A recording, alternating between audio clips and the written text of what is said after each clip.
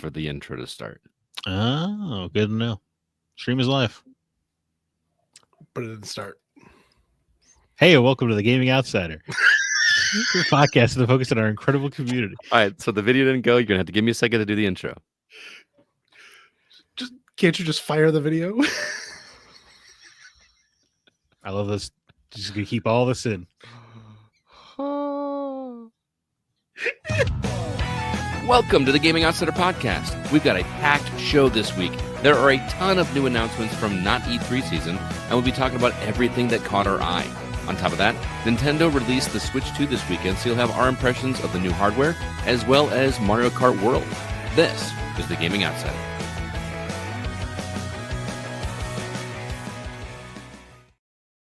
Greetings, programs, and welcome to the Gaming Outsider, a video game podcast with a focus on our incredible community, which can be found at thegamingoutsider.com. We've also got a community at facebook.com/groups/thegocast, and even a Discord server. You can find a link for that in the show notes of this very episode.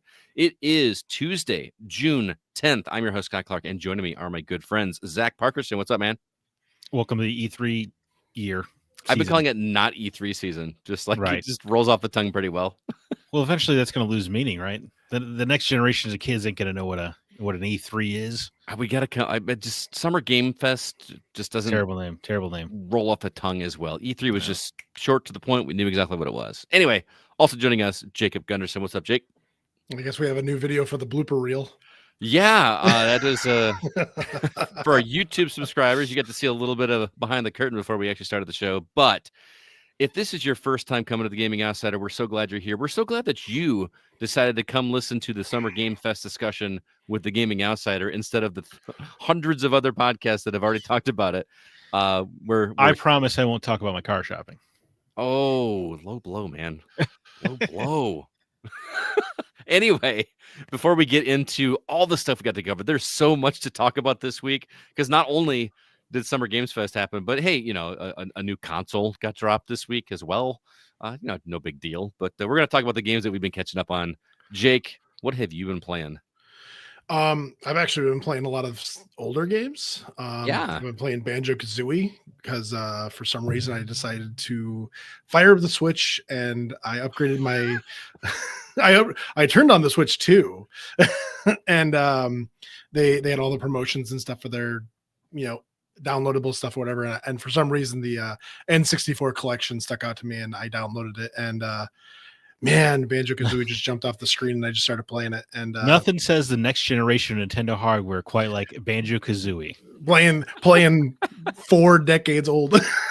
No, not quite that old, but yeah, I don't know why. I just started playing it, and it's just the same way that I got the itch to play Super Mario 64.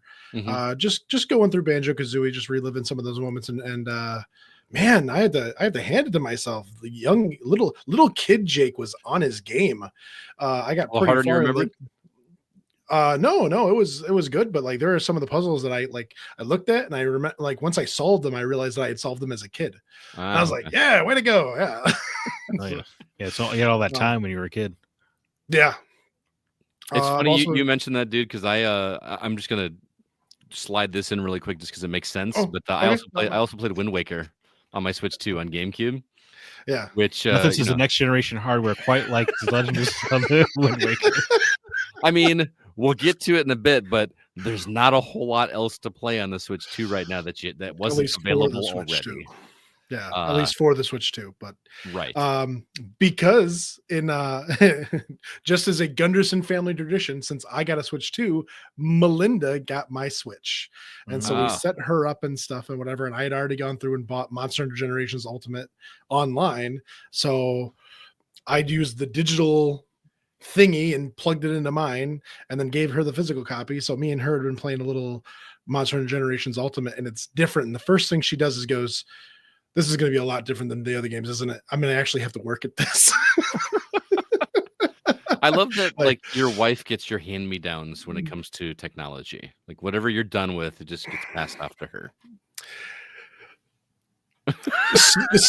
Well, yes, but so I told her the story about how your brother gave me the hand-me-down necklace. Yes. For Valentine's Day. Uh-huh. And I thought it was hilarious, and so I Well, took. well just so for people that don't know what's happening, my brother bought a necklace for his girlfriend. Yeah, His girlfriend didn't like it, so rather didn't than like returning it, Oh. he gave it to Jake to give to his wife. So she Mhm. got a hand me down or a Yeah, Valentine's reject gift. yeah, Go ahead. yeah. It was great. So I gave it to her, and I was sitting there, and I started giggling to myself, and she's like, "Well, what's wrong?" And I was like, "Well, it's a hand me down." Well, every time I get something from you, it's a hand me down. At least you told her. Like you could have just not told her, and then she would have found out here on the podcast, which would have been amazing. Well, I thought it was hilarious. That's why I told her in the Yeah. first place. So anyway, Wind Waker. We're gonna skip Zach to this week. Okay. No. I was in the middle of talking. I just want to talk Wind Waker for a second, and then we'll come back to you. It has a great grappling hook. Can you really talk about Wind Waker for only a second? It's like a bag of chips. Once you start, you just have to. I just have want to say I haven't played the game launch. I beat it at launch and haven't touched it since. What? Sorry. Yeah, I don't remember that game did not allow you to change the horizontal inversion. Oh, yeah. Normally I have an issue with the up and down, the vertical inversion.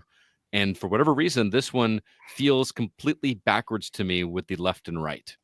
And you just gotta treat it like a Ocarina of Time, where you're just like constantly tapping the Z button. Exactly. I swear, dude, there's got to be a way to switch it at the Switch 2 level, right? I just haven't looked deep enough. So I thought that was part of their pitch for the classics on Switch 2 is that you're going to be able to view custom button layouts per game. So there's got to be a way to do it. If you use the minus menu, it opens up a different pause thing, and you can go in there and change what buttons do what. I will report back, because I was actually enjoying going back and being in that world again. I kind of missed the cell shaded. It's amongst the best Zeldas. Yeah, I want to go back and play it. It does have that long intro before you actually do any dungeons or anything. And dude, I like the slow Zelda intros. I know you do. I love the Twilight Princess one too. Like I feel like I would like it better if I were able to look in the direction I wanted to. Fair enough. So I will report back next week and see how that goes. But I also checked out. Remember a few weeks ago we talked about the Outrun movie that was happening. I think it's right. So you couldn't get Sydney Sweeney out of your mind, and you just had to play Outrun. I mean, listen. Anyway, so I saw Outrun on the eShop on sale for like $2, and I'm like, you know what? I've never played Outrun except for like a couple times in the arcade, and I picked it up and played through that a little bit. Game is a lot harder than I remembered. Did not realize that you actually have to shift from low to high gear in order to be able to do it. I was just in low gear the entire time, and like didn't hit a single car, didn't see a single car. I'm like, this is great. I'm rocking this. Didn't make a single checkpoint. I'm like, what is going on?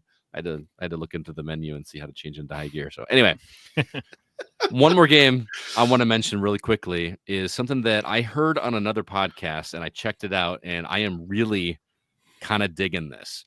I know you guys like games. I know that we're not big mobile gamers, but at least I know for myself, I am looking for a way to keep track of my exercise a little bit more, or to keep myself accountable on exercise. This game that I got is a free download on iOS. It's also available on Android, called Prado Traveler, Prado. Have either of you heard of this? No. Nope. So it is a pretty simplistic RPG. You build a character, you select a class, you go on quests, and these quests are basically a deck of cards that are randomized, and you take the first one off of the deck, and it might be a small enemy you fight. You fight them, you lose some HP, you earn some experience, you move on to the next card. The next card could be another enemy. It could be a rest stop, like to kind of replenish some of your health. It could be treasure. There's a crafting system in here. There's alchemy. There's all this goofy stuff that you can do to kind of improve your character and make your next battles easier. You can team up with like 3 other people in your party so that you all each have your own character and you're working together. It works asynchronously. So like if I go in a battle, the other 3 come with me. They're not necessarily there, but I still am taking their characters with me, and we all earn experience for each other when we're not. It's really a cool idea, but there's one catch, that in order for you to be able to access any of the mechanics, like getting into any of these decks or go into the shops and do the alchemy, you have to have a certain number of steps that you have to spend in order to okay. be able Okay, to do them. I thought I was having a stroke. I thought he was talking about exercising, and then he was talking about like deck building and stuff. And I thought I just I know. So like I have my smartwatch attached to my phone, and it keeps track of the game. Actually, keeps track of how many steps I have. And when you read, and then there are these little achievements that you get. Like if you hit 5,000 steps today, you get an achievement. You go and activate it. You get 10,000 steps. You do this, and then you actually spend your steps as currency in order to be able to access these quests. And it's actually kind of fun. It's a fun way to keep yourself accountable to make sure that you are actually moving. Like today, I'm failing. I went to a dentist appointment, and then I came home and sat and worked on my computer all day and realized, wow, I've got about 2,000 steps all day long, if that. And it's pretty, so that kind of gets you motivated to get up and moving. You're letting your team down. No, I am, but I am level 4 and they're only level 3. So just saying. Pokemon Soul Silver and Heart Gold tried this years ago, and it just looked like the entire class was pleasuring themselves because they were trying to get their steps in. Oh no, I don't think you can do that with a watch. It came with that little Pokewalker, and you'd put your Pokemon in it, and you'd give it levels by taking steps or whatever. And so you had all these kids in class, because I was in college at the time, and all the kids went and got them. So you have all these kids in class just sitting there on their desk, shaking this thing violently, constantly, and it was like me rolling dice at D&D. Yes, it was a little unnerving to see from the front or back of the class. Anyway. Boy. I recommend this, guys. This is actually pretty cool. It's a situation where I'll look at it and go, oh, I'm at like 7,000 steps. Maybe after dinner, I'll just go for a walk around the neighborhood and just make sure I hit that goal of 10,000. It's just an interesting way to kind of motivate yourself to make sure that you're doing the things, because I've got the watch, I've got the circles. I have an iPhone, an Apple Watch. So their mechanic is the circles. Like one for calories, one for exercise, and one for standing, whatever. Yeah. And you always see that if you ever look at it. But now I've got a game attached to it that I'm something to work towards, and it's extra motivation, and I'm kind of enjoying it. So it's a free download, and I have yet to see even the ability to purchase anything for microtransactions. I have not. If they're there, I have not seen them. They're not in my face. They gotta be there, right? I think, if I remember correctly from listening to the podcast, and I haven't looked for it yet, that there's just like a one-time purchase kind of thing that you can do, which I want to do just because, especially if that's the case, then I just want to support these guys because I think what they put together is really cool. The art is actually really good, like the character art and the little creatures, and there's a lot of love put into this thing, and apparently it's got seasons, and it's in season 5 already. So I'm just now discovering it, so I'm late to the party, but. Yeah, Prado Traveler. Check it out. It's pretty interesting, and all right, I'm intrigued. Yeah. All right, that's all. Let's go ahead now and jump into the week's news.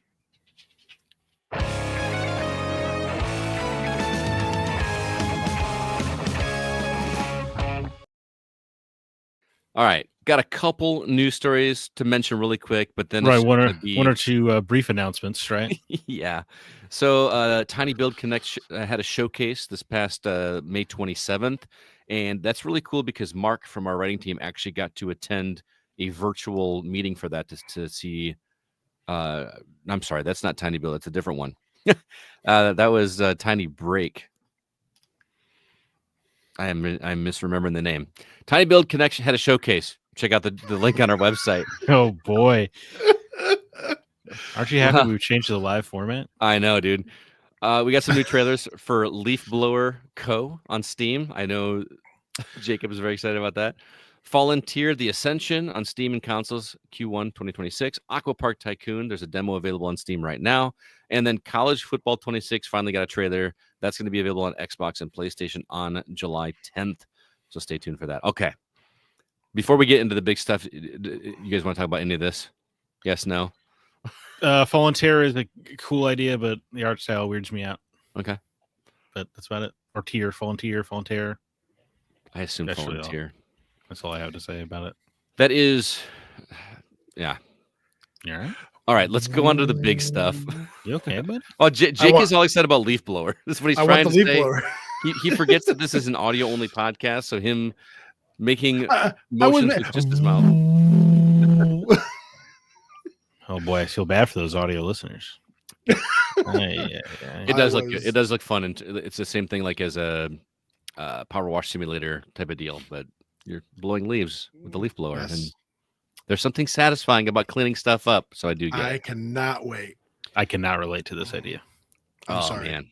I did also play a game where I watched paint dry. So Oh my gosh. if it stands for anything. All right. I think we just have different interests. Although it does explain your level of Monster Hunter though. Oh. Is there a lot of leaf blowing in Monster Hunter? I was saying paint dry, watching paint dry. It was a cool stab. That's all. It's just some friendly banter. Occasionally it happens on a podcast. I just didn't register. I'm slow. Anyway, Summer Games Fest was this past weekend. There is so much to talk about, and I'm going to just full on tell you guys we're not going to cover everything because there were several showcases. Like we didn't get a chance to watch the Day of the Dev showcase or the PC Gaming Show, so we're not going to hit everything. But what we're going to do is we're going to start with Sony's State of Play and go on to the others. And what I'm going to do is I'm just going to read through the games that were announced. And if something is interesting, we're going to talk about it.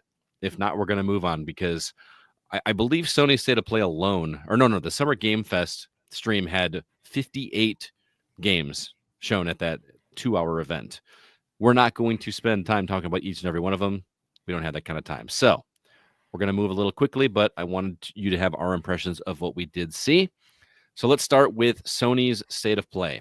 Here's what was announced. Lumines Arise. That was announced for fall of 2025. A game called Pragmata coming out in 2026. It's real again. I don't know if you guys remember. This was announced before PS5 was announced. I don't remember this game being announced, man. Like this, I thought this was a new trailer.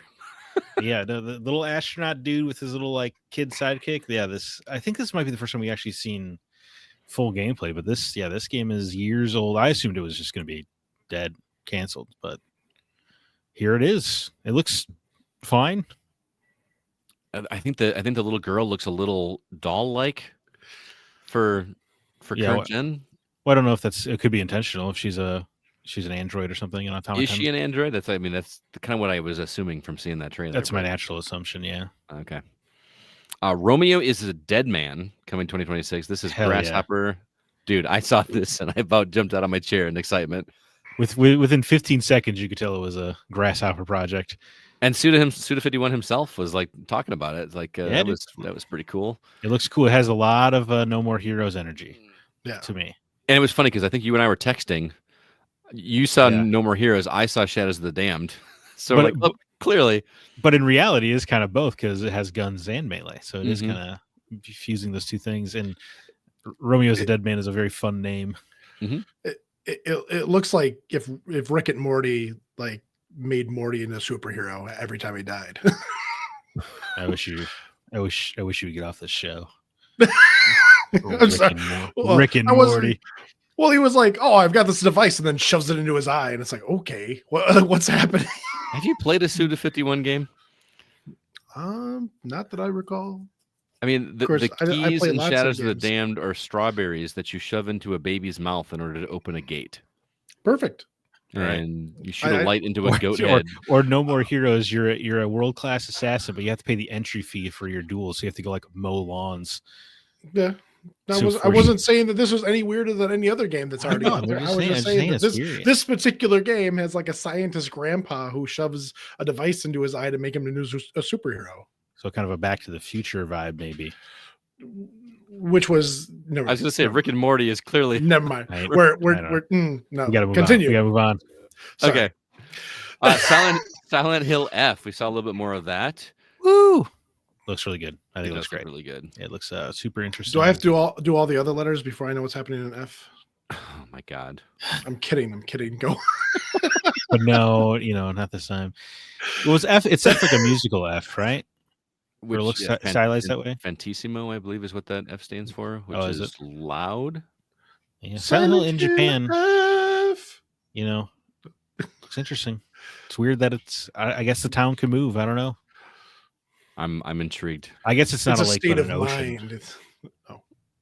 I mean, you could not be wrong there, Jake. Who knows? Got another Bloodstained game, the Scarlet Engagement, coming out 2026. Digimon Story Time Stranger, October 23rd.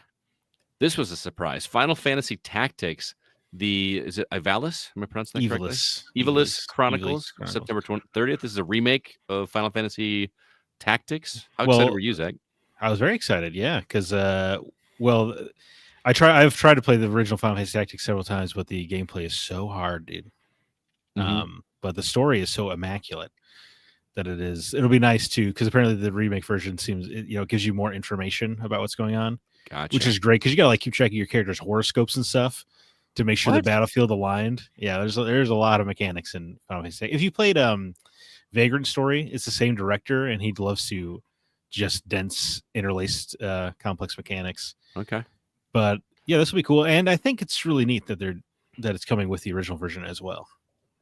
Oh, so you just play like the PS1 version? Was it only a PS1?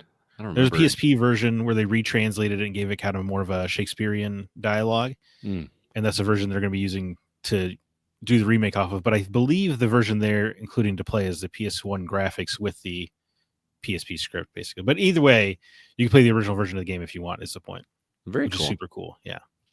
Also, a game called Hirogami coming on September 3rd. Everybody's Golf. I almost said Everybody Loves Golf. Wasn't the original called Everybody Loves Golf? Or is it? I don't think so. Everybody's Golf Hot Did Shot. we skip Baby Steps? We did skip Baby Steps. I apologize. Baby Steps, that weird freaking looking game. The game was like you play as a failure looking for the bathroom, and he gets bothered every time he finds one. So I might give this one a try just to see how hilarious it gets, because during the trailer of it, he's like in the bathroom and there's a little window and some dude is watching him, like talking to him the entire time about like using the stall for privacy. Oh, I worked with a guy like that. Oh yeah. This is one of those games that looks like it's going to be very difficult, because it's you doing something that we're so used to doing very simply in the game, which is walking, and you're doing it in a clumsy fashion, and it's supposed to be hilarious to watch, but also super odd. Anyway, Ninja Gaiden Ragebound. We knew this one existed already. That has the date of July 31st. I am so in for that game. That looks great. Game called Cairn, Cairn, November 5th. I'm excited for that. Yep. Yeah, it's from the Game Bakers. They made Fury and Haven, if you remember. And this is their third game, and I'm excited off the pedigree alone because those games ruled. Mortal Kombat Legacy Collection. This is the next one from, what's the developer, Zach? Digital Eclipse. I don't know if this is a Gold Master Series entry though. But regardless, it's their next documentary history game thing. Yeah, looks cool. Yeah. Project Defiant wireless fight stick. They showed a fight stick that you don't have to plug in. Jacob, you look very excited about. Say it. Say the next one. Do it. Go for it. Get it. Oh, sorry. Neo 3 coming out. Early. Why are you skipping? Why do you keep skipping everything he's interested in? I did that on purpose. No. Metal Gear Solid Delta Snake Eater has a release date of August 28th. Oh, I'm going to be missing from the world for like 180 hours while I play that. Dude, I wish I could have your excitement. I think. I think because I played Metal Gear Solid 3 not too long ago when the HD remasters came out, I feel like I'm not super gunning for the same game but looking prettier. But I wish I could have your enthusiasm. I'm envious of your enthusiasm. No, I'm being for real. I wish I could. Okay. Well, but I think a price cut will take a long way for me. Just $70 for a prettier version of Metal Gear Solid 3 when I just played it doesn't. See, I've never played it, so I'm all on board. But I feel like I'm not going to be very good at it because I struggle with 2. Like those are not easy games. 3's the best one, dude. Well, maybe I'll just have Jake over and make him play it. That is extremely arguable. Not for me. I love 3. I played all of them. Yeah. I played all of them, and 3 is definitely my favorite. That's what I'm saying. Yeah, 3 is the best one. I just said that. We're on the same page. There's no arguable. We're right. History has proven us right. We're right. All right. Next up was Neo 3 coming out early. You already said that one. I know. Just making sure. And then I wish I could have had a camera on Zach's face to see that a new Thief game was coming, because I think he was pretty excited about the possibility of a new Thief game. Yeah. but then lo and behold, it is Thief VR Legacy of Shadows, which, hey, Dude. that is a good property to put into Why do you VR. keep But saying thief like that? I don't know. It's a heartbreaker, though, Scott. You're right. My heart was broken. Looking forward to this. You even got Garrett at the end of the trailer making his return. Yes, this is unfortunate. Mhm. I gotta get a VR machine, I guess. Let's play some Thief. I love Thief, dude. You gotta get a VR machine and play some Alex. Just saying. Thief. Yeah, that too. I'll grant you. All right, next up, Tides of Tomorrow has a release date of February 24th, 2026. We did get some new DLC announced for Astrobot coming out this month. Very excited for that, assuming they're going to be free like the other ones. And hopefully they're not time trials, because screw time trials. Sea of Remnants, release date not given, just 2026. I wish that game would tell me what kind of game it was. Right. And then followed up with it looks like it's a turn-based game. But then it has real time in other clips. And then they describe it as an MMORPG, and it's also on mobile, which is always concerning. That is weird. Because Yeah, like the videos so- that I saw, they were all standing in the line and they were all taking damage from what looked to be Hot Topic Aerial. I saw that one, but then I saw other clips where it looks like they were fighting for real time. It could have both. That seemed like a game. It seemed like a weird way to debut this game, I guess, to me. I guess it's the year of pirate games. Dude, for real. I swear my press release inbox is like half pirate games any given day. It's pirate games and westerns, which I know at least half of those No. games you're excited for. Thank you, Black Flag. You're Red Car syndroming the westerns. No, I am not, dude. How many? How many westerns were announced at the State of Play? I'm not talking about the State of Play. I'm talking about my inbox. Yeah, I'm saying. Well, yeah, I'm just saying. Red car syndroming. Yes, I just bought a red car. Oh, everything's a red Sword Look, no, of the Sea. I want to live in the reality where they're announcing 16 big budget westerns a year. Okay, Well, not big budget. I'm not saying Yeah. big budget games, but anyway, Sword of the Sea comes out August 19th. We got another trailer for FBC Firebreak. If I remember correctly, that is a shooter set in the Control universe. Is that correct? Right. Yep, Remedy's first multiplayer game. Mm-hmm. Comes out June 17th. And then we got a bunch of announcements of games that are coming to PlayStation's online service, PlayStation Plus. Which tier is that, Zach? Do you remember? Extra? Premium's the most expensive tier. That's where you get the PS1. But you can buy any of the PS1 or PS2 classics Individually. Yeah. Mm-hmm. So Deus Ex on June 17th is going to be available. Twisted Metal 3 and Twisted Metal 4 on July 15th, which is weird because those are not great Twisted Metal games. I feel like that series just kind of went downhill after 2. Whoa, Black was 1, great. 2, Black and was good. Yeah, 1, 2, and Black. Absolutely. Remember they did that multiplayer one on PS3? I was super excited, and then it's just I never. not. Yeah, I never We don't talk it. about that one. And we also Resident Evil 2 and Resident Evil 3. I actually did enjoy those. That's coming this summer. Yeah, and they're pretty enjoyable. Mist and Riven also coming on in June, which is Those interesting. are actually they're out now. Oh, Just so you know. gotcha. In between.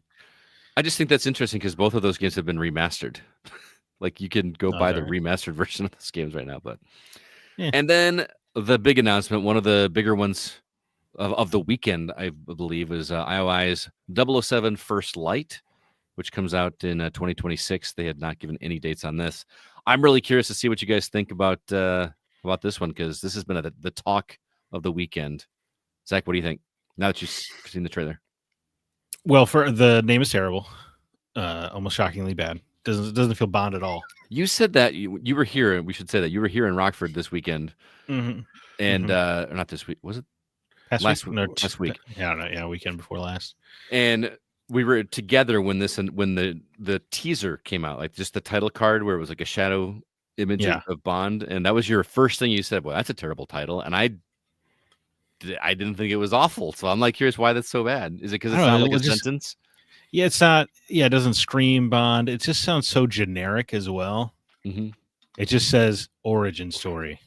They may as well said it 007 Origins for all the excitement that it got. So you would have preferred like a complete sentence, like the world is not enough, or that would have been awesome. Yeah, I mean that was a great title. No Time to Die, great title. I mean, look, even Skyfall is a one-word title that's like, ooh, what's that all about? Mm-hmm. I don't know. Just First Light doesn't seem very Bond to me. Okay, that's fair. That's doesn't fair. matter. But ultimately, it doesn't matter because the game looks great. doesn't it? It Yeah. looks- So what do I care about the name at the end of the 007 day? Emergence. See, and it's supposed to be like an origin, but it's not like him becoming or him getting into MI6, not MI6. Oh my god. Yeah. No, it's a division of MI6, right? Oh, okay. I always mix up MI6. I always mix up MI6 and What? IMF. Oh, Like, the I'm mission, like, the Impossible Mission Force. yeah, because The very real Honest. organization. Yeah. The Impossible Mission Force. Extra- Anyway, so 007 it's not, by it's not Tom like Cruise. him earning his way into MI6. It's him in MI6 earning the numbers, which is like the whole tagline for this thing, right? Yeah, earn the number, which is a pretty good tagline for a Bond origin story. Mhm. sure. And like the shot, like he's an army vet, right? From Right, he's an World War airman. II. Yeah. Well, not World War II in this one. No, It wouldn't have been World War II. not in this game. It wouldn't be. He's got smartphones. What are you talking? Oh, I didn't. Do you think he's 100 years old? I thought this. You're right. They do have cars in there, don't they? Yeah. This is not. Well, they had cars back then too. but- Anyway, shut up, Jacob. He is a army vet. I should have just stopped it right 007 there. Royal Air Horse-drawn Force wagons. Yeah. veteran. It Didn't looks listen, awesome. doesn't listen to orders. Thought it was a great trailer. 006 were being attacked. Circle the wagons. Yeah, I appreciate. He's got Circle the wagons. he's got the cheek scar straight out of the novels. That's pretty fun. See, I didn't know about the cheek scar. I was actually going to ask you, like, he's got that scar. I didn't know what that's Yeah. from. Yeah, he kind of gets messed up in the books. Actually, like has lasting impacts of his career. Really? Yeah, which is pretty neat. But yeah, I think it looks good. I mean, look, I'm not gonna lie. When I first saw him, it was quite jarring because he doesn't look intimidating or tough at all. He just looks like Well, he's looks like- 26 years old. I understand, but he looks like the 26-year-old who's like checking me out at the grocery store. You know, he doesn't look very distinguished. He looks like James Bond, the influencer. Yes, a checking little you bit, out yeah. as in like scanning your stuff or checking you out like, that's a nice pair of jeans. Well, Bond, he can charm his way through anything, right? I actually loved because they did such a good job of like teasing with the Oh, man. silhouette, so you didn't really know what he was going to look like. Knock it off, Jacob. Paper or plastic. So, I never use protection. did you take something before you hopped on tonight? Oh my god, what is up with you tonight? Anyway, so they silhouetted his face, you couldn't see it, and then when they finally unveiled the trailer, they waited and waited and waited until like he crawled or he was stepping out of the back of that plane and he was putting his hand up in front of his face to shield it until he finally Kind dropped of it. like stepping into his first light as Bond, you could say. Wow, look at you. Yeah. Absolute Yeah. cinema. I think it looks great. I was is- worried with it being Hitman, the developers from Hitman, that it was going to Mhm. be like whole lot of stealth and not a lot of gadgets and explosions. And the trailer makes me feel like there's going to be a lot of gadgets and explosions and car chases, and I'm here for it. I can't looks- wait to see. It looked Bond as hell, It which is really all did. you'd want. Which is all you want. And it doesn't look super Hitman-y, which I think is a great thing. Like it looks Mhm. more, bombastic, more. I feel like the levels are probably going to be more focused, or at least some of them are. And 'cause, linear. Yeah, and linear, right? Which is an exciting change of pace because Hitman is obviously very much a sandbox, which is great for what it's doing. I'm just, I expect Bond to be more directed. I heard an interview with the developer that said yes, this is going to be a lot more directed than Hitman. There's going to be some openness to it, but it's going to be very much more objective based and not Yeah, a sandbox type of situation right. that those games are. So yeah, 007 First Light. We got another look at Ghost of Yote coming out Kind of. October 2nd. Yeah, She said like one word. She's like, "Hey, what's up, dog?" And then moved on. and then they closed the show with Marvel. Is it pronounced Tokon? I would guess Tokan. Tokan, Fighting Souls, which is I'm not gonna lie. When this thing dropped, I assumed this was another Marvel versus Capcom game. But am I the only one that thought that? Yeah, I mean, sure. I am the only one that thought that. No, I agree. I thought it was a Marvel Okay. vs. Capcom, but as soon as I saw it, I was like, "Oh, I don't care about this." Yeah. At first, I was like, "Oh, Marvel game, oh, fighting game." But apparently, this is this developer's first time doing a fighting game? Am I not? You're very wrong. Very, very wrong. They Who am I do- confusing don't this with? I don't know who you're. This is their first Marvel or game. Oh, is that what it is? Yeah, but this is Arc Systems work. They do Guilty Gear. They did Persona fighting games. Gotcha. Blaze Blue. I'm thinking of a there's different. so many different games story. that have come out recently, so many stories that we're trying to pay attention to all at once. Of course, you're Yeah. gonna get some confused. Yeah, I did get it mixed up with another one, but I think, Marvel. I think they did Dragon Ball Fighters with Z a couple years Okay. ago. But if you watch I think this might be what I'm thinking of. When you watch the trailer for this, they just got a call and said, "Hey, you guys want to do a Marvel game?" And they're like, "Really?" Like Yeah. I kind of love that in the trailer. So No, not at all. the big takeaway I saw from this is that you can do 4-on-4, which is insanity. Right. 4-on-4 in a non Smash fighting game seems insane to me.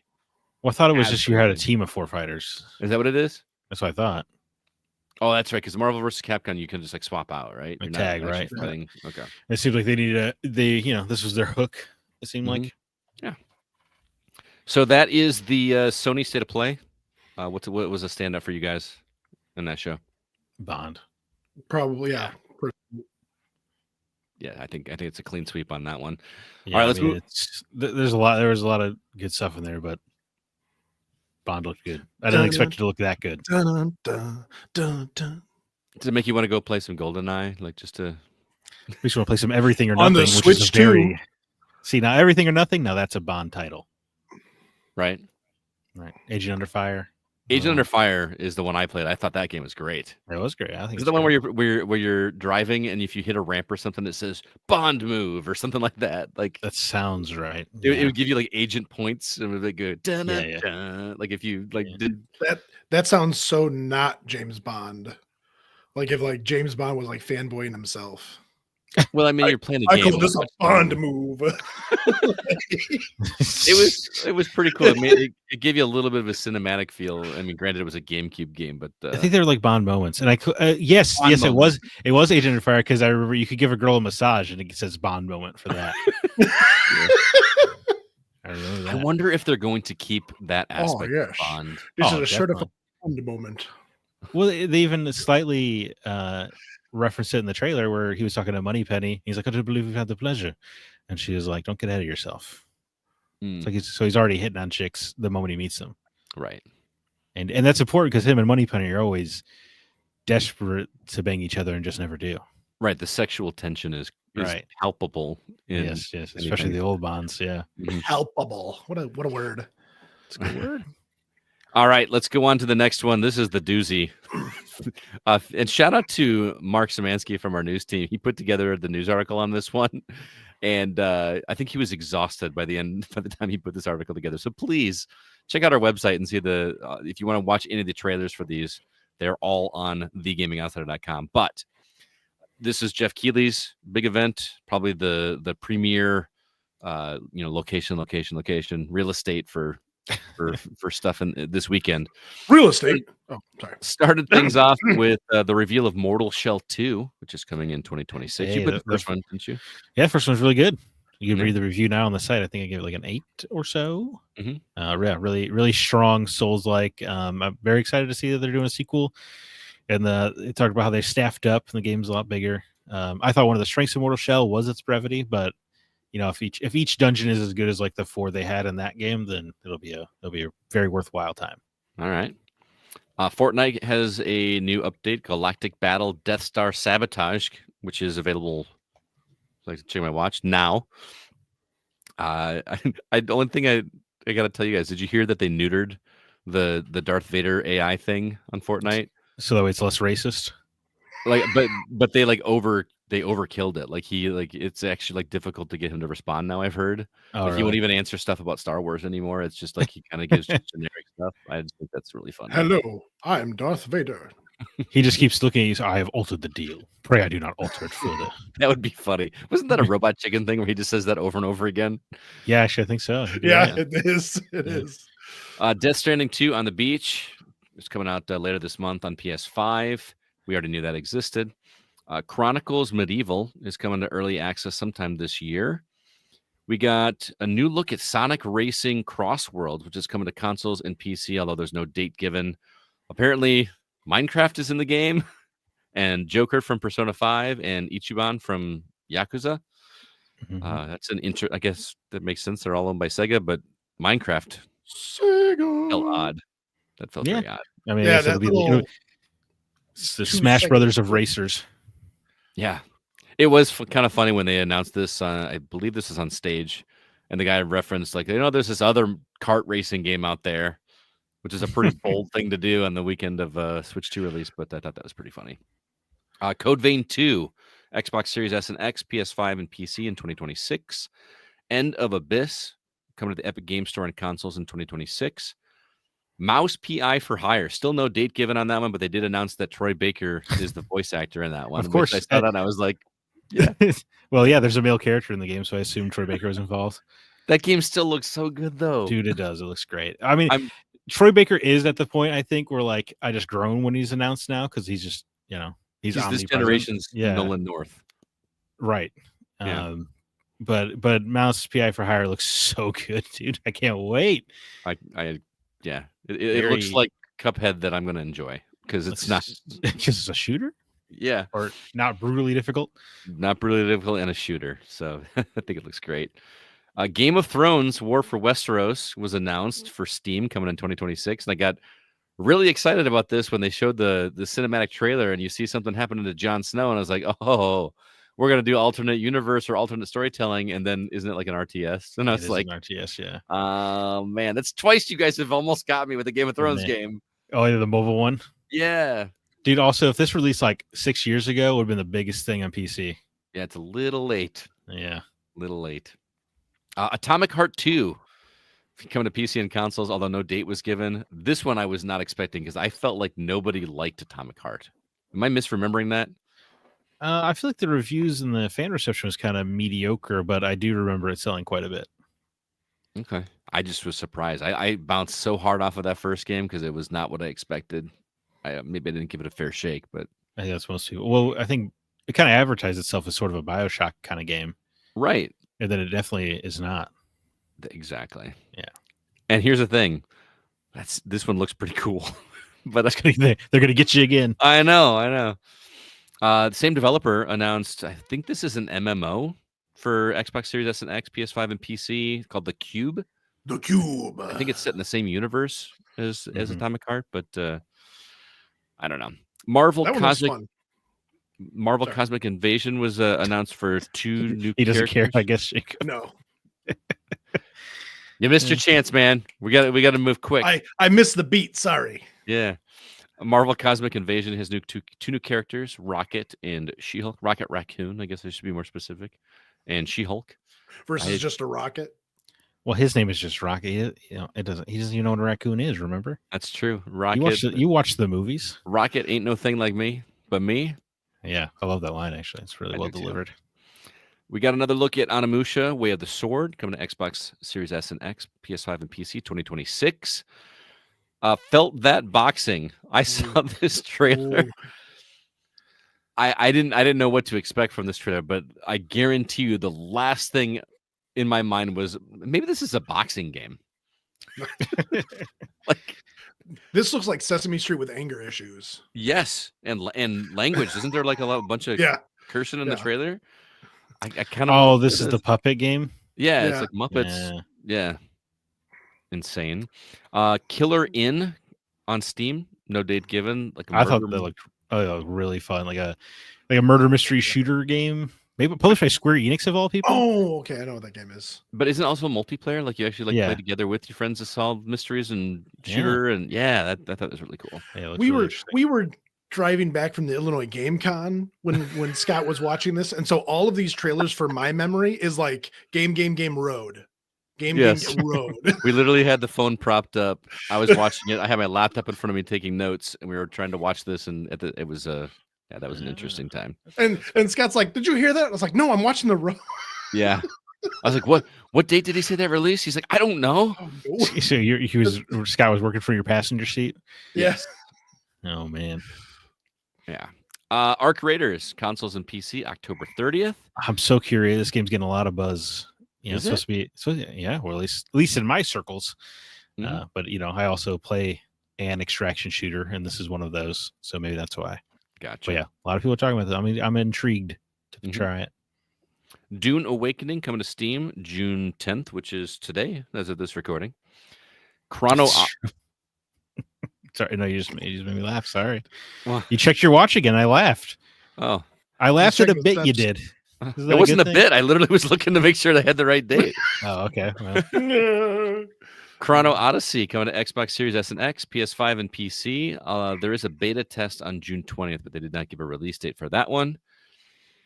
Wuthering Waves, which I feel like I'm getting an email about that every other day. for sure. Coming to PS5, Epic Game Store, and mobile, but no date given on that one.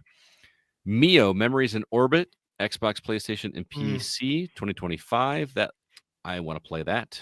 That looks great. Ever since FTL, Faster Than Light, and someone pointed out like FTL is just the acronym for Faster Than Light. Like the game is Memories in Orbit, Memories in Orbit. Like, Oh, I see what you're saying. It's like like an ATM machine. That's yeah. funny. Out of Words, Xbox Series S and X, PS5, and PC, 2026. Cute little co-op game for the little split fiction crowd. I was going to say that's what it reminded me of. Yeah. We did get another look at Mafia: The Old Country. Man, I'm just getting more excited for that one. Dude, $50 linear game in this era. I know. Dude, I'm in. I must have been doing something while driving. I don't remember that one at all being shown. Well, it sure as hell was. Looks great. Yeah. Again, the release date on that one is August 8th, so we don't have a ton of time to wait for that one. I think it's the 28th, but that's okay. Is it 28th? I just wrote that down wrong. Lego Voyagers coming to Xbox, PlayStation, and Switch. No date given. That looks kind of cute. Just like That's the little block one, isn't it? Where they got little no. eyes. That was the one later. This was the one that was. I believe this is the one that had like just all sorts of crazy creatures and stuff in it. The one you're talking about was where you just played like as a tiny little block. Yeah, Do I have that wrong? I have no idea. Let me look. Again, You it's continue. been- I'll look. Okay, so Nicktoons and the Dice of Destiny. That's coming out to Switch this fall. We got some DLC for Lies of P. It's called Overture. That is actually available as of the stream. Okay, so Lego Voyagers is the one where you play as the little block, and then later in the show they had Lego Party. Oh, that's what I was confusing them. You're right. So this was, Lego game where you play as just like the single little bricks, not even like a square one or whatever. You were right, Jacob. Two sorry. times in one show. I know it's weird. Game on Steam called Fractured Blooms. No date given on that one. And then I don't understand. I did not understand this at all. Zach, hopefully you can explain. Blade and Soul Neo, which is available on Steam right now, and then Blade and Soul Heroes. I don't get. I could not tell what these games were. Mobile game. I couldn't. Is that what tell it you is? I couldn't tell you what's going on here. Okay. Yeah. It was very brief. Speed of mobile games, Crystal of Atlan coming to PS5, Epic Game Store, and mobile. No release date given there. They gave a montage of Unreal Engine games, which was just kind of like a sizzle reel. And then the one that was not a great, this leaked before, but was Jurassic World Evolution coming to Xbox Series S and X, PS5, and PC on October 21st. Jacob, I know you got excited when you saw this trailer out of the corner of your eye because you were driving. But Oh yes, baby dinosaurs. Give me the baby dinosaurs. I want those. They're so adorable, they all start that way, right? right? And then there's running and screaming. Ooh, Mina the Hollower from Yacht Club Studios, if I remember correctly. Xbox, PlayStation, and PC. Hell yeah, dude! That game looks awesome. I Give it to cannot me wait, now. dude. It's just game. It's just Game Boy Color Zelda. Yeah. Yeah. What's up, Jacob? Was that a Lost World reference from Malcolm Scott? It was, yes. Yeah. Okay. Now that you called it out, it doesn't seem as fun, but I just had to But make yeah. sure I was remembering it correctly because I knew it was him, but I couldn't remember which movie it was. God, Mina the I'm Hollower, sorry. which I think was supposed to come out in December 2023, finally coming out. Mhm. Can't wait, dude. That I'm looks all over that. Looks so good, man. Oh my It really god. does. And then they unveiled a Deadpool game. I got excited. Deadpool voice that sounds a little bit like Ryan Reynolds, but doesn't sound quite on. This one bugs me because they opened it with like the random letter that was like skipping Silk Song. and then go Yeah. into the Deadpool one, but then they never had Silk Song on here. Yeah. That was pretty funny. It was like a letter from Deadpool saying, "Hey, I know that you want to get to Silk Song, but let's talk about this instead." And so, like, I think I turned to you and said, "Well, I guess they're going to announce Silk Song Yeah. in this showcase." Well, And they I didn't. never- Yeah. Yeah. Oh, how Deadpool. Isn't he funny? So anyway, yeah, VR game. Which Deadpool whatever. VR. How did you feel about Neil Patrick Harris being the voice of Deadpool? Because I know, Zach, you have been very fatigued by Ryan Reynolds as of late. So Sure. He just says the one thing. I thought it was really weird that Neil Patrick Harris was doing a Ryan Reynolds impression. yeah. Did you see the trailer that Ryan Reynolds did for this game, where it's him at a No. computer dressed up like Doogie Howser, basically approving this? Oh, that's funny. It was actually really clever. That was clever. I know that sounds clever. Yeah. What's So, Did he what's- mention his aviation gin at the end, or did he His manage? what? Did he mention his gin during it, or did he actually manage to get through one thing without mentioning it? I didn't remember he had a gin. I just know his phone thing, Mint Mobile. This is Oh, what yeah. Yeah. I Did he see mention ads that? for that all the time. I have Mint Mobile. It's a great you really? service. Yeah. Hey. It's cheap. What's the super villain that Neil Patrick Harris plays? Doctor Um, something. Doc- Doctor Dr. Horrible. Doctor Horrible. Is it With his sing- Dr. his Horrible song- sing along? Yeah. I Yeah. love that. Anyway, sorry, was my bad. Yeah. I was Right? hoping I hope there's some references in that Deadpool game about that. That would be a very 'Cause fourth then, wall thing to do, wouldn't it?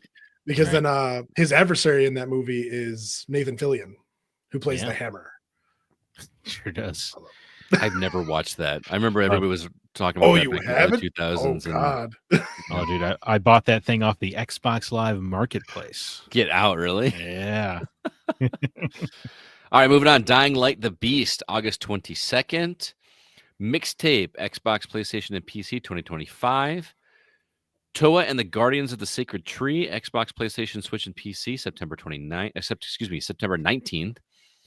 Acts of Blood, Steam 2026. I'm not going to lie, these are all starting to like blend together. I can't remember which ones are attached to which game at this point. I think Axe of Blood looks good. It's an Indonesian indie game, and it looks like significantly clunkier Sifu, but I'm okay with that. I think it looks like a lot of fun, and I don't This know, is the it's, one that gave me Old Boy vibes. In the Yes, trailer. yeah, I think so. Yeah. Like From the one action scene of Old Boy, but also the only scene anybody remembers. Oh, I remember. That's not the only scene I remember. Let me tell you, That movie rules. that movie is so great, but so twisted. Oh my god, I did not. Man, I want to go rewatch Old Boy now. I gotta go see Pretty that. good. It's pretty Yeah, good. I mean, Axe of Blood looks fun. It looks like someone was very inspired by Sifu and got some friends together to make a Sifu like, and I think that's I Mhm. feel like I could feel the passion in the trailer. Agreed. And moving on, Scott Pilgrim X coming to consoles and PC 2026. Aren't they doing like either a series or a movie on that property? They did an animated series on Netflix Animated, that's what it was. last year, I think, But they used like all of the original voice cast from the film, Right. if I remember correctly. which is cool. Oh, Yeah. Yeah. I don't. The First Descent Breakthrough coming to Xbox Series S and X, PS5, and PC August 7th. A game called Scum, which I believe is a survival type game, coming to Mhm. Steam June 17th. Mind's Eye from IOI, which is available now, and they showcased that Agent 47 is going to be in that game. That game Yeah. looks pretty cool. Yeah, I'm excited. I picked it up today, Alright. so yeah, I have I'll to wait to report hear next about it. week. Yeah. We got it. And then this is pretty cool. Mads Mikkelsen came on stage when they unveiled him as a playable, not a playable, but as a target in the Hitman series, which was pretty cool because if you remember, he was the villain in Casino Royale. Casino Royale. Thank you. And he's playing that character in this, which is cool because IOI is also doing the Bond game, which I don't know. I just thought it was a pretty cool thing. He no longer outsources the violence. So That was a great. Oh, Yeah. that was good. Yeah. like they've got that scene where he's like fighting him in the casino or whatever, like playing him like in cards or whatever. And Mhm. somebody made a meme of it where they're playing Hungry Hungry Hippo, and he's like, oh, Mr. Bond, it seems that your hippos are not as hungry as mine. I can't think of him other than seeing that meme. So That's funny. Let's see. Jake already mentioned, but Lego Party, Xbox, PlayStation, Switch, and PC, 2025. Wildgate, Xbox, PlayStation, and PC, July 24th. With the beta coming out on between June 9th and June 16th. I'm trying to remember all of these. I know it's difficult, right? Blighted coming to Steam, although no date given on that one. That one, is it the one where you're a creature in hell? Like you're I've lost some of these. Yeah, sorry. Yeah, yeah I believe this is the one where like you're a character that's been sent to hell and you're having to like work your way out. It's like very animated, very crude. Looks like crude humor. Oh my god, dude, you're so right. I'm glad you started talking about it because yes, this game is from the Nobody Saves the World and Guacamelee people and looks great. Yes. So I am, my shame that I didn't remember it because this. I mean, 150 games, man. It's easy. Yeah, and but Drinkbox knows how to make a good product. Mm-hmm. I loved Everybody Saves the World. That game was so much fun. You'd work games like that. Yeah, Nobody Saves the World. Yeah, they're a good studio. I don't know if do you remember their Vita game Severed? No. It was like a first person dungeon crawler, but you played as a character without an arm. But like part of the game was you had to use like the Vita's touchscreen to like cut the limbs off your enemies. It was cool. That was a cool. Oh, that's game. cool. Yeah. A game called Ill coming to Xbox Series S and X, PS5, and PC. No date given on that one. I thought this looked rad. Yeah? Yeah, dude. Like all the gore and viscera. This game was crazy. I don't know. Is that the? Oh yes, it's this one. Yeah, that is. Yeah. I thought very descriptive. It's that one. I thought it looked like a fun horror shooter. Lots of blood. A lot of almost like a Mortal Kombat level dedication to the violence. Yes. Yeah, I thought it looked really interesting. I agree. I don't know what that says about me. But, very twisted in like a Silent Hill kind of way, like that kind of creepiness, but amped with the blood. Yeah, it's almost like a Silent Hill game where I guess they dropped like a badass in the middle of Silent Hill. Yeah, Doom guy. Yeah, he looked at the monsters and said, "I'm not locked in here with you. You're locked in here with me." We already knew this one existed, but we saw a little bit more of Mecha Break coming to Xbox Series S and X and PC. This game looks July so good. 1st. I'm not a big mech game guy, and I know this trailer was mostly cinematic, but that was a hell of a cinematic trailer. Like that kind of sold me on maybe wanting to play this game just by that. That is an example of a way to do a cinematic. I put 100 hours in 2 days into Armored Core 6 when it came out, so I'll be playing this. What do we got next? Infinitesimals. Boy, I cannot read today. This one also looks good. Dude, this looks cool as like a bug war. It looks like mini aliens came down and landed, and so it's like futuristic but grounded. Yeah, I think I made a comment when we were watching this. Like, here's your Honey I Shrunk the Kids game that's not grounded. Yeah, right. Looked like he was fighting a bunch of bugs, and that sounded cool. I think it looks great. We got some info on Street Fighter 6's third season. A game called Last Flag on Steam, but no date was given for that one. This is funny just because the words are so similar. Wu Chang, Fallen Feathers, we already knew about. Xbox Series S and X, PS5 and PC, July 24th.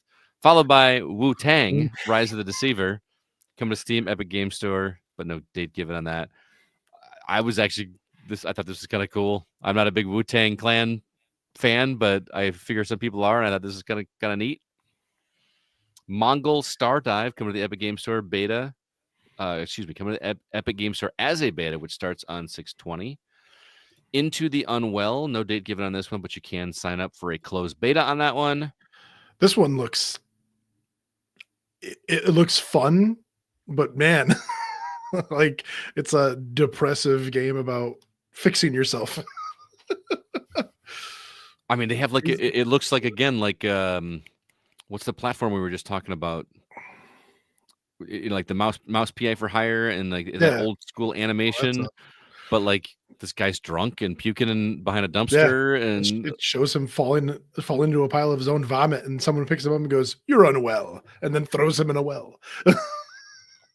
yeah, looks twisted. But yeah, it looks like what is the name of that game that we were just talking about? Not Mouse PI for Hire, but the other one, the 2D platformer that was super hard. Cuphead. It looks like Cuphead if it were a 3D game. That's really what it reminded me of. We were just talking about it. I don't remember just talking about it. We were talking about it when we talked about Mouse PI for Hire. Oh, You're on the show. You should listen. Open your ear. Thank you. Sorry. We got a game called Stranger Than Heaven.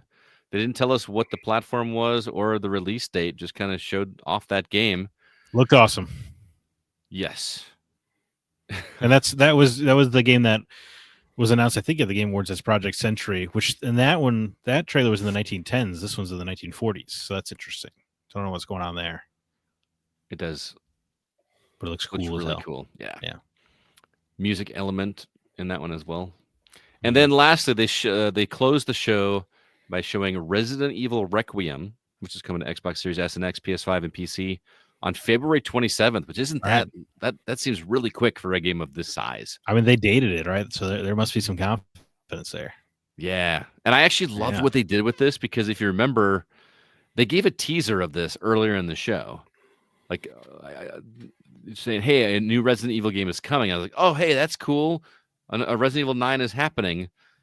Did not expect them to actually unveil it at the end of the show. I thought that was really cool, because that's not what was expected at all. So I think this looks great. I think it's a little messed up though. Hey, we know your mom was killed at this place, but can you go investigate it for us?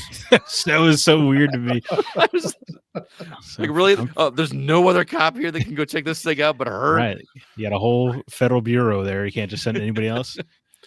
Yeah, I think it's cool that you're playing as an Ashcroft. That's fun. As what? As an Ashcroft. I don't remember what that means. Oh, they're very important in Code Veronica. Oh, that's what I did. One of the ones I did not play. So okay. It did not make sense to me.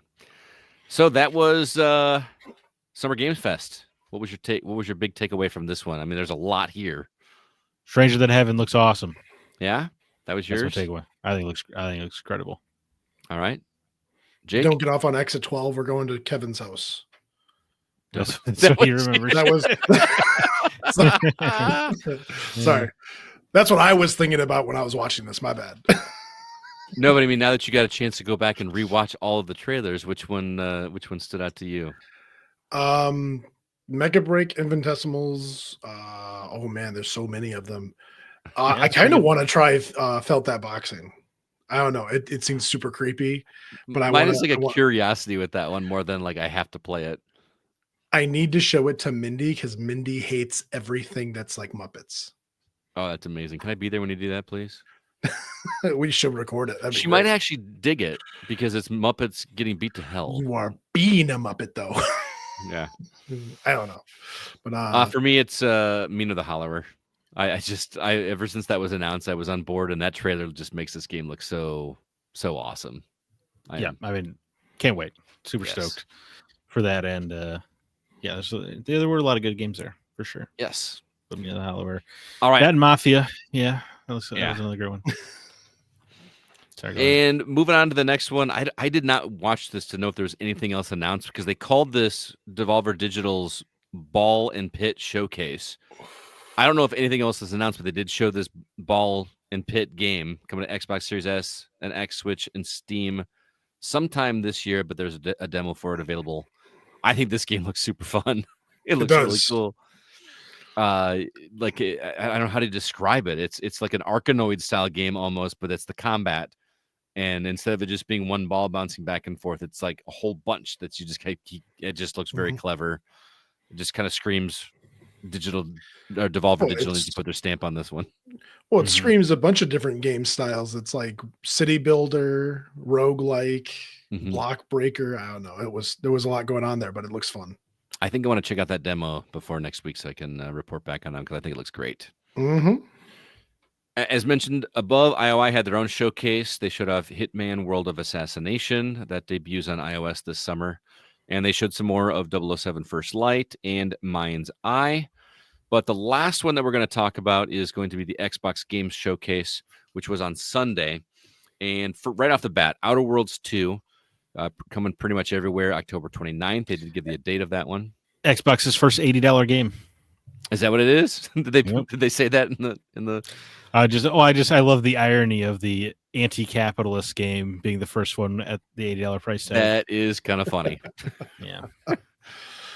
I didn't play the first one very long though, but this one looks way more in depth than the first one. Mm-hmm. This one was a surprise. High on Life 2, Xbox, PS5, Steam, winter 2025. Resonance, A Plague Tale Legacy, Xbox Series S and X, PS5, and Steam 2026. Yeah, I'm very into that. Plague Tale, or it was great. The first one, I still haven't played the second one, but this is definitely light a fire in my ass to do so. And this is a prequel, if I'm not mistaken. It's like 15 years before. Yeah, starring Plague some character I think you meet in the second one. Oh, really? It makes it even more interesting. So Yeah. And then the big news was the ROG Xbox Ally and ROG Xbox Ally X, which is Microsoft's new hardware, which is a ROG Ally that's designed specifically for Xbox and Microsoft Windows PC games, which I love that this happened because so many people said, well, it's not happening anymore. Right. All the leakers that were like, oh, my sources say that this isn't happening. Lakers were pretty wrong this year. They also Yeah. said that Resident Evil 9 was starring Leon. Really? So that's pretty far off the mark. Anyway, yeah, ROG Ally. I don't know. Does this trip your triggers at all? Absolutely. Yeah. I'm already saving for it. Scott's into mobile things. Well, I like Xbox the idea that I can play, like my wife's watching, or I can in bed play an Xbox game now. You know what I mean? You have a Steam Deck, right? And that's got most of those. Well, there's a way to do it. Like you can put Xbox Game Pass on your Steam Deck. Oh, you're talking about so you want the Game Pass and your saves and everything. Yeah. Okay. Yeah. Okay. That makes sense. This is like I can play down on my basement, and then I can play anywhere else. We don't know a ton about this. However, shout out to Paul Hine. He actually put together an article on our website. He did some digging around trying to find some specs and details and speculations about this. So there's some interesting things to read about that. There's no price for this thing yet. I don't even know where to begin. I just, but I will be getting one. there's no way I will not be getting one of those. So that's cool. I'm stoked. Glad you're excited. Yeah. I think Xbox knows something because if you go to the Xbox website and look up the Ally for their like playtest or whatever, it shows Silksong. Right. Well, that was in the commercial here. I need them to release Silksong. I need more. I mean, he literally called the game by name and showed it playing on the ROG Ally X. Well, Sarah Bond did. Oh, I didn't see this. Or Sarah Bond, you're right. Sorry. Very, very excited for that, and the look of it, like it just looks meaty. I mean, I know we're going to talk about the Switch 2 shortly, but this looked more for adults than say the Switch 1. Right. Anyway, The Blood of Dawnwalker, Xbox Series S and X, PS5, and Steam 2026. Super Meat Boy 3D. This was a surprise. First off, did you see how they announced this game? Yeah, with a Mario pipe. There was a Mario pipe, and I was like, because remember we've been talking about like a partnership between Microsoft and Nintendo, and this Game Pass going to come to come to Switch and all that. And I was like, oh my god, it's happening. And no, that did not happen. They were just showing off a 3D game for Super Meat Boy, which I think looks great. I'm all over this. Yeah, I think it looks awesome, and it was a genuine surprise. I would have never expected a 3D Super Meat Boy, so this is cool. It looks like they even have the replay feature, which is iconic part of Super Meat Boy. Right, with all of your other Meat Boys that failed. Yeah, I think that's great. I am definitely into this for sure. I kind of want to go back and like go with the original Meat Boy and just see how much of my muscle memory I've got on that. Masochist. Oh, that game is so hard. Ninja Gaiden 4, got another look at that coming October 21st. Got some DLC for Indiana Jones and the Great Circle called The Order of Giants. Xbox Series S and X, PS5, and Steam September 4th. I assume you're going to be playing that, Zach. Yeah, definitely. Mm-hmm. Yeah. Now it's to say it's more Indiana Jones. Wasn't that your favorite game of last year? Second, okay. Yeah. And Beast of Reincarnation, Xbox Series S and X, PS5, and Steam 2026. From the developers of Pokemon. Yeah, isn't that weird? Yeah, looks pretty gnarly for Pokemon people. Yeah, big surprise. Yeah. Clockwork Revolution. Okay, so just inside baseball. When I'm watching this stuff, I'm furiously taking notes and trying to find trailers and stuff to be able to put on our website. I stopped what I was doing and could not take my eyes off of the screen during this presentation. I agree, man. This game strong, looks really good. Yes. I mean, I was already way into it before they got to the time control powers, and then I was like, well, dude, oh my god, now this game looks incredible. I'm not saying that this game is going to be BioShock-like, but watching this got me as excited as I was the first time I saw what BioShock was. Does that make sense? Like, Sure. I like this is a game I cannot wait to play, and just the wonder and amazement and the powers and everything. That game looks so good. Yeah, And looks great. and I feel like there's a lot of ideas that it's not the first time they've been done, but it still felt like a whole fresh idea. Steampunk has been done. Time travel has been done. Mystical powers have been done. But whatever it is about this trailer made everything look right. It fresh all and exciting. came together. Yeah. Yeah. Grounded 2, I think Jacob mentioned this earlier. That game's getting a sequel. There's a preview available on July 29th. Chronos, The New Dawn, Xbox Series S and X, PS5 and Steam, fall 2025. Bluebird's chance to prove themselves. Yes. Yeah.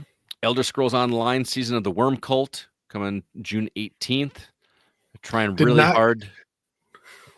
So What's go, that? go Scott. Go Scott. I said they're trying really hard to use, a pet dog to sell that.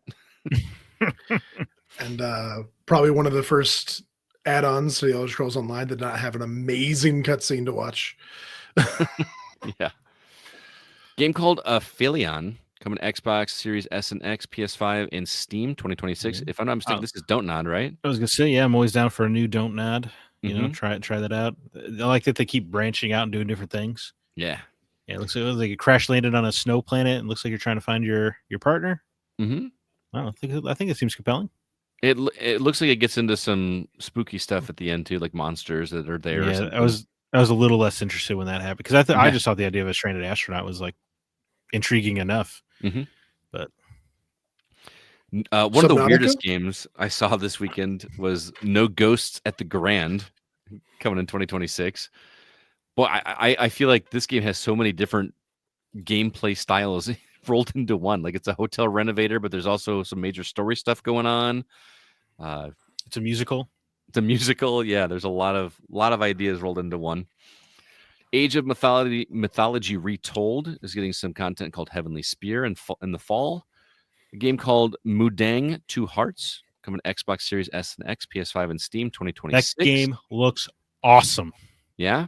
It's a self-action game, man. They don't make a lot of those anymore.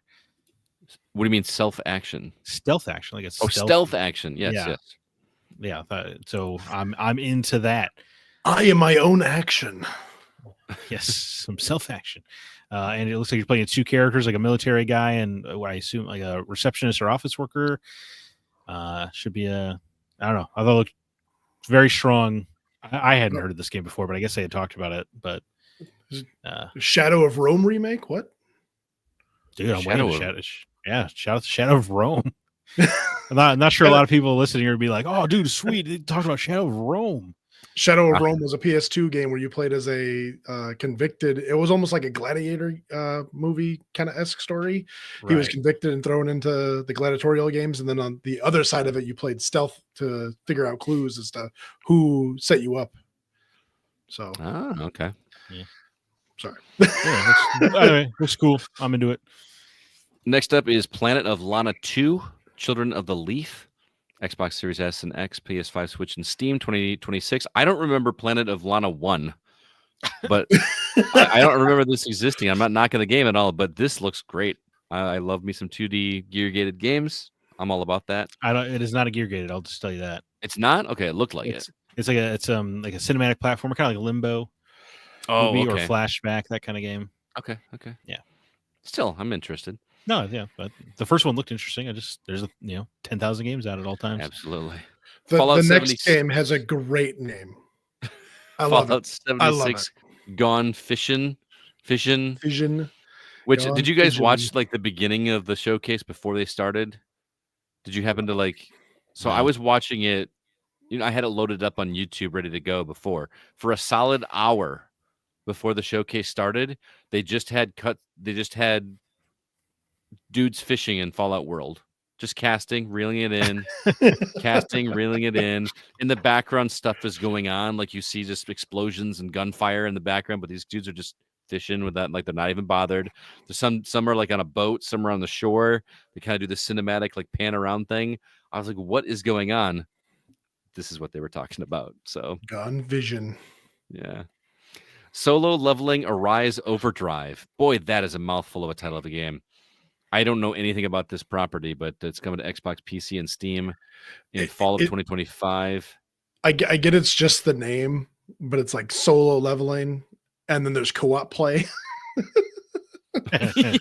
Solo level with friends. What does that make any sense? All right.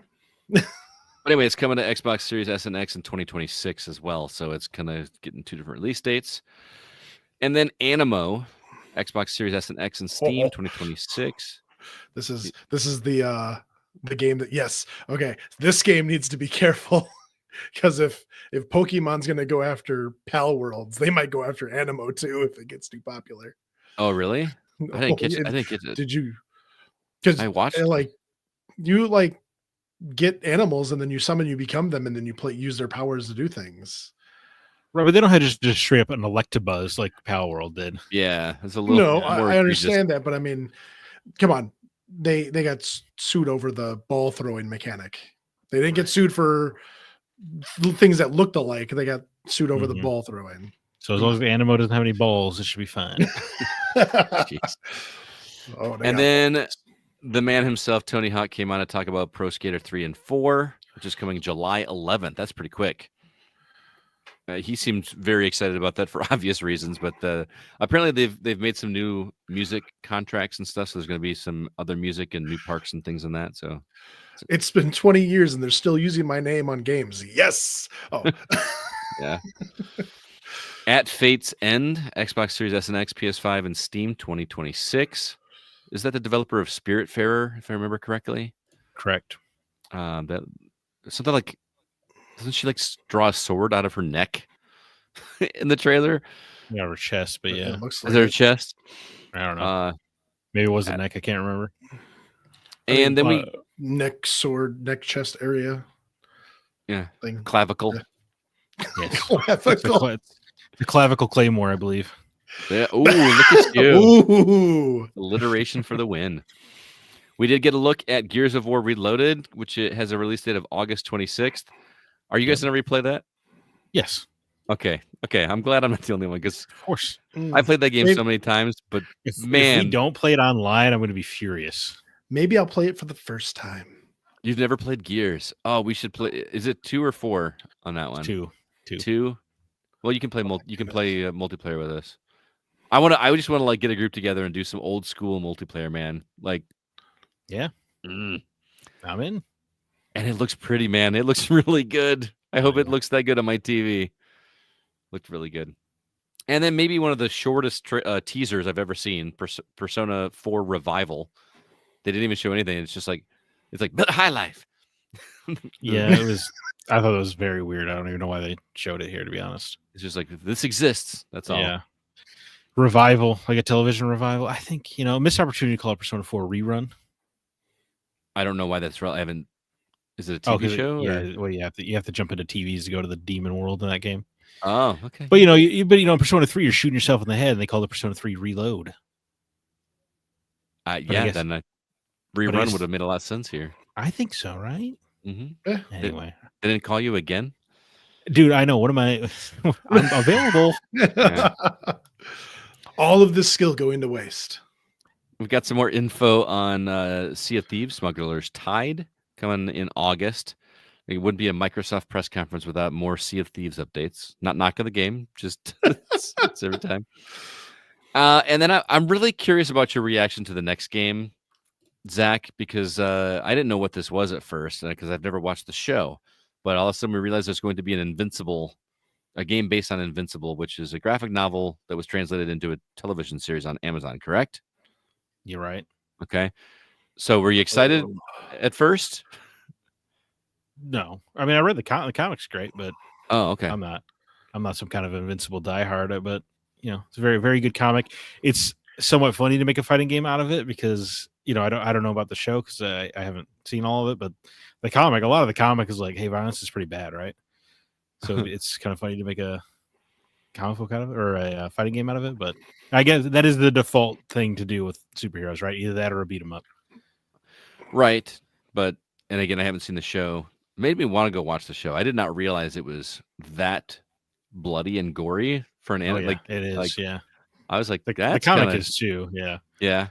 Crunch. And they got the original voice cast because I heard J.K. Simmons. I know he's in the show. Oh, correct? nice. Stephen Ewan, I believe, is Mark. Mm-hmm. So Again, it's a fighting game, but I do like that there's another super gory fighting game out there that doesn't say Mortal Kombat in the title. yeah, that's cool. Then we finally got the announcement that Final Fantasy VII Remake Integrate is coming to Xbox this winter. It's a little late for me because I don't.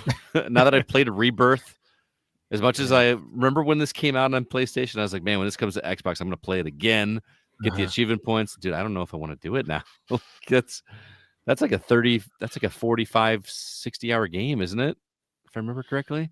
I think Remake, it was like 30 to 40 hours. Rebirth was longer. But Rebirth was longer. Okay. Well, maybe. Because, man, that A first one true was so fan would get good. those achievement points. There's a Randy Pitchford in the room. Wow. Yeah. Yeah. I don't know. Maybe I will. We'll see what time looks like then. And then they announced that Final Fantasy 16 is available on Xbox right now. And this is how I didn't remember that game was only PlayStation for some reason. I was kind of like, that's not already on Xbox. So it's weird that it wasn't, in your defense. yeah, it just But and I had to have played it on PlayStation because clearly it's the only place I could have because I'm not played it on PC. And then next up was Keeper. This is Double Fine's new game where you play as a lighthouse. Yeah, I didn't. I skipped halfway through the trailer and I'm like, what am I what am I watching here? When's the last time we had a Double Fine game that wasn't Psychonauts 2? Like this feels like a fresh, fun idea. I don't know. Name the last time you played cool. as a lighthouse. Yeah, that's finally something original. Right. I always wanted to play as a lighthouse. I do think it looks fun though. I do want to play it. I do too. I love the creativity Double Fine did. There was even some games that I didn't love, but I was glad I played, like Stacking. Sure. Didn't love that game, but I'm glad I experienced it. I think is Keeper might be from the the head talent of Brutal Legend, if I recall. Is that right? Oh, okay. Yeah, but I could be making that up. But Brutal Legend was awesome. Double Fine's finest game, in my opinion. Up until the RTS elements, and then I was out. Those were fun too, dude. They were rock concert battles. Maybe I'll have to go back. I was just, I feel like that came out around the time Assassin's Creed Revelations did, and I was still so butthurt that they put that in that game, and I veered off that one, and then Brutal Legend did the same thing. I was like, I'm done. Right. It was in one mission of Revelations, and you said, I can't stand this. Yep, pretty much. But Brutal Legend really does turn into an RTS in the back third. Yeah. But the story's so good, dude. Is it? Yeah, genuinely. It has a genuinely great love story. Oh, really? Oh, yeah. Now you're making me want to go play it. Then Phil Spencer came up and said, we got one more thing. I kind of sat up in my seat and went, all right, what's going on? This trailer starts with Milo. How do you say his name? Ventimiglia? I don't know, the guy from Gilmore Girls. He's in Gilmore Girls. I know him from Heroes and what's a family drama that my wife and I watched? Oh yeah, dude. He was one of Rory's main flings in the show. Oh yeah, he was the bad boy. My wife met him when she was in. I can't remember where she was, but he happened to be at the shop, and he went up and said hi to. She went up and said hi to him. It would be hilarious if he went up and said hi to her. It would have been. He called her darling. Just about made her day. So anyway, it's very sweet. Watching this trailer, sci-fi. There's something called the what's the organization called? I don't know. I can't remember, but I was like, hey, this important. I was like, this looks kind of cool, and it's Call of Duty Black Ops 7. I was like, that's not what I was expecting. That's just not a one more thing moment. I mean, it's their most popular franchise, and it's going to get people excited. So it definitely doesn't need a one more thing moment. Maybe, yeah. It's also what? a guaranteed calendar event. Like there's no, it comes every November or October. Right. Yeah. Yes. But I do think it looks neat. Yeah, I want to play it. I want to play I want to play the campaign. Right, very specifically. Okay, so that is Xbox. What was your biggest takeaway from the Xbox showcase, Jake? Oh goodness. I don't know. Skip me. Zach, what was your biggest Clockwork takeaway? Revolution. My bad. I forgot that was in this one. Yeah, it's hard for it. Amazing. Hard for it not to be Clockwork Revolution. Yeah, Yes. I am so glad I'm not alone on that, because I mean, as soon as I saw that trailer, I was like, it is going to be really difficult. You're going to have to really wow me to top that. And that was only like a third of the way through this presentation. That game, day one, I cannot wait for that game. It looks so good. Yeah. Fantastic. And there you have it, guys. That is everything that we saw. Again, there's a ton that we did not cover. There's simply so much. We cannot cover it, and we don't want to go into a 3-hour episode. So I just want one more thing I want to say. I truly, truly don't understand how anybody after this weekend can say, oh, man, there's just nothing good shown this weekend. Right. Nothing good coming out. I genuinely felt overwhelmed by everything that I saw this weekend, and I didn't see everything. Maybe it's because my email inbox has been overwhelmed for the past 3 or 4 days, and I've been trying to keep on top of that. There is so much, and there's so much good stuff that I want to play, and I'm still trying to play catch up on everything that we've got in the first half of this year. Now, granted, a lot of this stuff's not coming out till next year, but we did not get a single thing announced here that's like, hey, come in 2027. You know what I mean? Right. We're not getting any of that. If you didn't see anything from this that isn't at least mildly intriguing you, I don't know what to tell you, man. I'm not going to go as far to say you might just not like video games. I'll say that. I was trying to avoid saying that because like it just seems mean, but I felt like there's literally something for everybody. You like shooters, you like pirates, you like yeah, definitely ninjas, you like Call of Duty, you like RPGs. There's just so much stuff. I don't understand how someone can look at that and go, man, nothing's really blowing me away. I was blown away by so many things. So many things. Maybe people are just so disappointed that there aren't any Westerns here. That's what it is. Yes, the Westerns are lacking. Yeah, so I kind of now I understand where people are coming from, actually. All right, before we move on, Jake, what's going on with R2V2, man? For those of you new here, R2V2, or the Rock River Valley Video Game Convention, is our convention that we hold right here in Rockford. Absolutely nothing new is happening yet. I just have an announcement to make every show. Tickets are on sale for $10 until July 14th, and you can get them at our Eventbrite page. Thank you very much, man. Hope everybody can make it out. It's going to be awesome. Awesome time. We've got some really cool stuff lined up. One of the things that we're doing that I had not announced before, we're going to try this for the first time. If you remember, last year we had a stage, and the stage was set up for the bands for the after party, which there is an after party. You can come watch 3 bands coming and playing live music, playing video game music for an extra $10. It's going to be great. There's going to be a bar. There's going to be arcade games for you to be able to play. But one of the things we're going to do during the convention is we're going to use that stage for a couple hours and different times of the day to do rock band karaoke, which means we are going to set up rock band instruments, guitars, bass, drums, microphone. I think he said he even has a keyboard, and you can do any combination that you want of that, and it will be piped in through the PA system that the bands will be using, so you can actually like play rock band, with a decent sound system behind you. No additional cost, just going to have it out there for fun. Aaron Hughes from our team is setting up, I think, what he calls Clone Hero, which is the PC version of Guitar Hero that will have pretty much any song that you can think of available to be able to play and or sing. It's going to be a lot of fun. So R2V2, again, October 11th this year, 2025. Also, don't forget Patreon. If you like what you hear, would like to support the Gaming Outsider, head over to patreon.com/thegocast.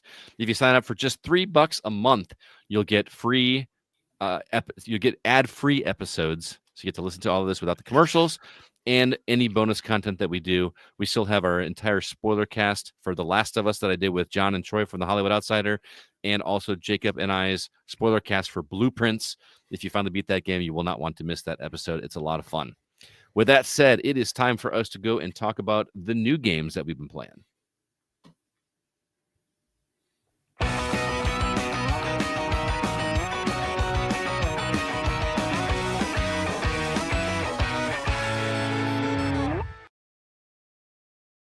All right, Zach, I know we are all super busy playing catch up and all the other new stuff that came out the last couple of weeks, but what can people buy next week? Well, starting on Friday, June 13th, we have The Alters finally releases on PS5, Xbox Series consoles, and PC. And then Five Nights at Freddy's gets its latest Secrets of the Mimic release on PS5, Xbox Series consoles, Switch, and PC. On June 16th, the Gex trilogy is finally remastered and re-released. My bad. I'm not excited for that game at all. PS5, PS4, Xbox Series consoles, Switch, and PC. And apologies to everybody listening for Jake's scream. On June 17th, we have FBC Firebreak, the latest release from Remedy Games, tying into their RCU, comes to PS5, Xbox Series consoles, and PC. Lost in Random, The Eternal Die is a roguelike spin-off of the earlier Lost in Random game. Go to PS5, Xbox Series consoles, Switch, and PC. Tron Catalyst is the latest release from Bithell Games. Does a top-down action game coming to PS5, Xbox Series console, Switch, and PC. Date Everything is exactly what it sounds like. You can date everything in your house. What the hell? Going to PS5, Xbox Series console, Switch, and PC. Rooftops and Alleys, the parkour game. It comes to PS5, Xbox Series console, Switch, and PC. Soulstone Survivors is the latest Survivors game. Come to PS5, Xbox Series consoles, and PC. On June 19th, we have Rematch, which is the soccer game from the Sifu developers. I'm very interested to see how this game is getting received. That goes to PS5, Xbox Series consoles, and PC. And a PS2 Atlas RPG, Raidu Remastered of the Mystery of the Soulless Army, comes to PS5, PS4, Xbox Series consoles, Switch 2, and PC. The only console getting left in the dust is the Xbox One for that. Architect Life, a house design simulator, I put on the list just for Alyssa White. Coming to PS5, Xbox Series consoles, Switch, and PC. Star Overdrive is a big open world game where you have a hoverboard. It came to Switch a few months ago, but it's coming to PS5, Xbox Series consoles, and PC on June 19th. Then Chronicles of the Wolf, very Castlevania looking 2D action game, coming to PS5, PS4, Xbox Series consoles, Xbox One, Switch, and PC. And then Through the Nightmares, little horror adventure, coming to everything but the Switch 2 on June 19th as well. A lot of games. But we're also playing catch up, so I'm just curious, Scott, is anything on this list catching your interest? Do I have to pick one? You got a few, huh? I got a few that I really want to play on this game, but if I have to pick one, Chronicles of the Wolf.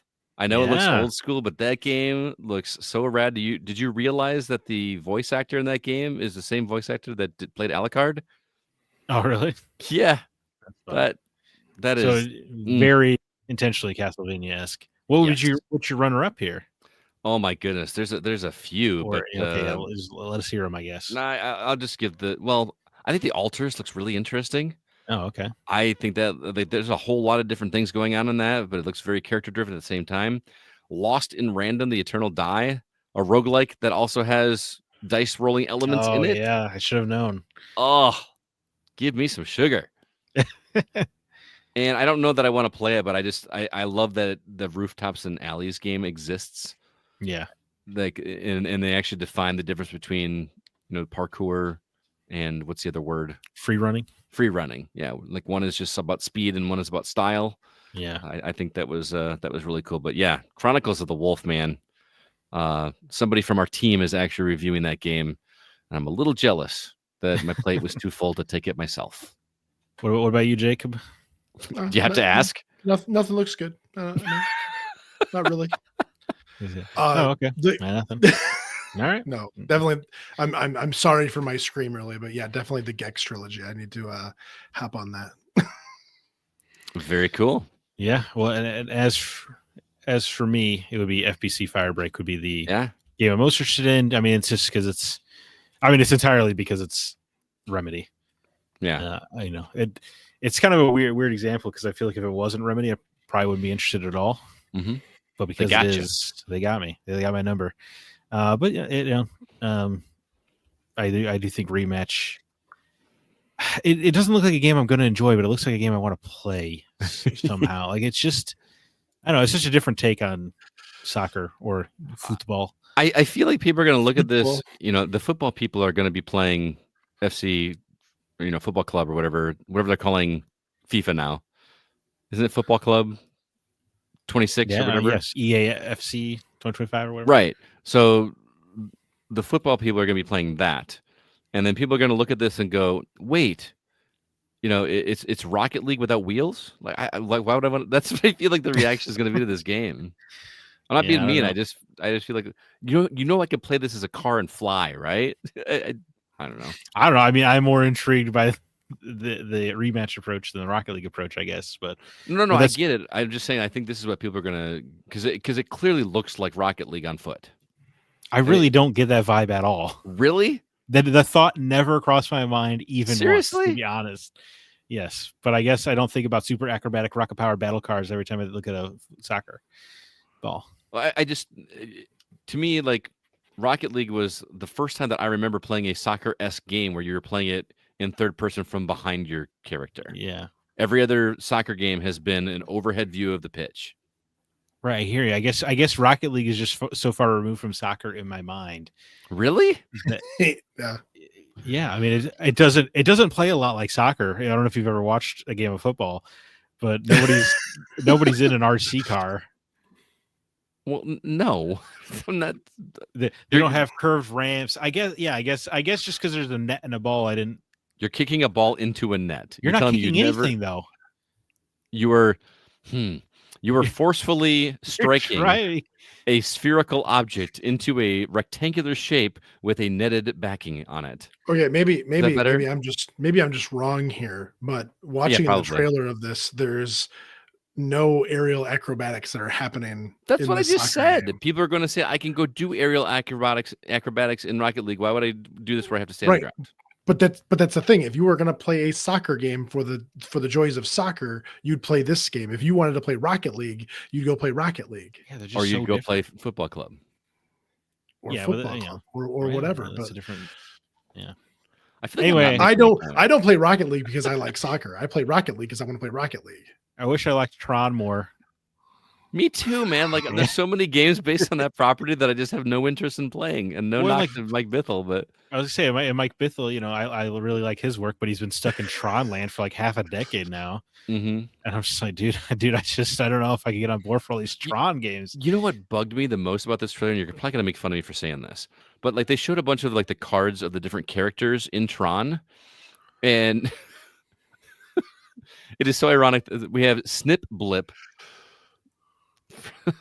You got to keep it up there. Snip Blip from the comments here says from the chat says it is so ironic that Rematch is called Rocket League on foot. LOL. I think Rocket League made the small box arena cool. Haha. Thank you.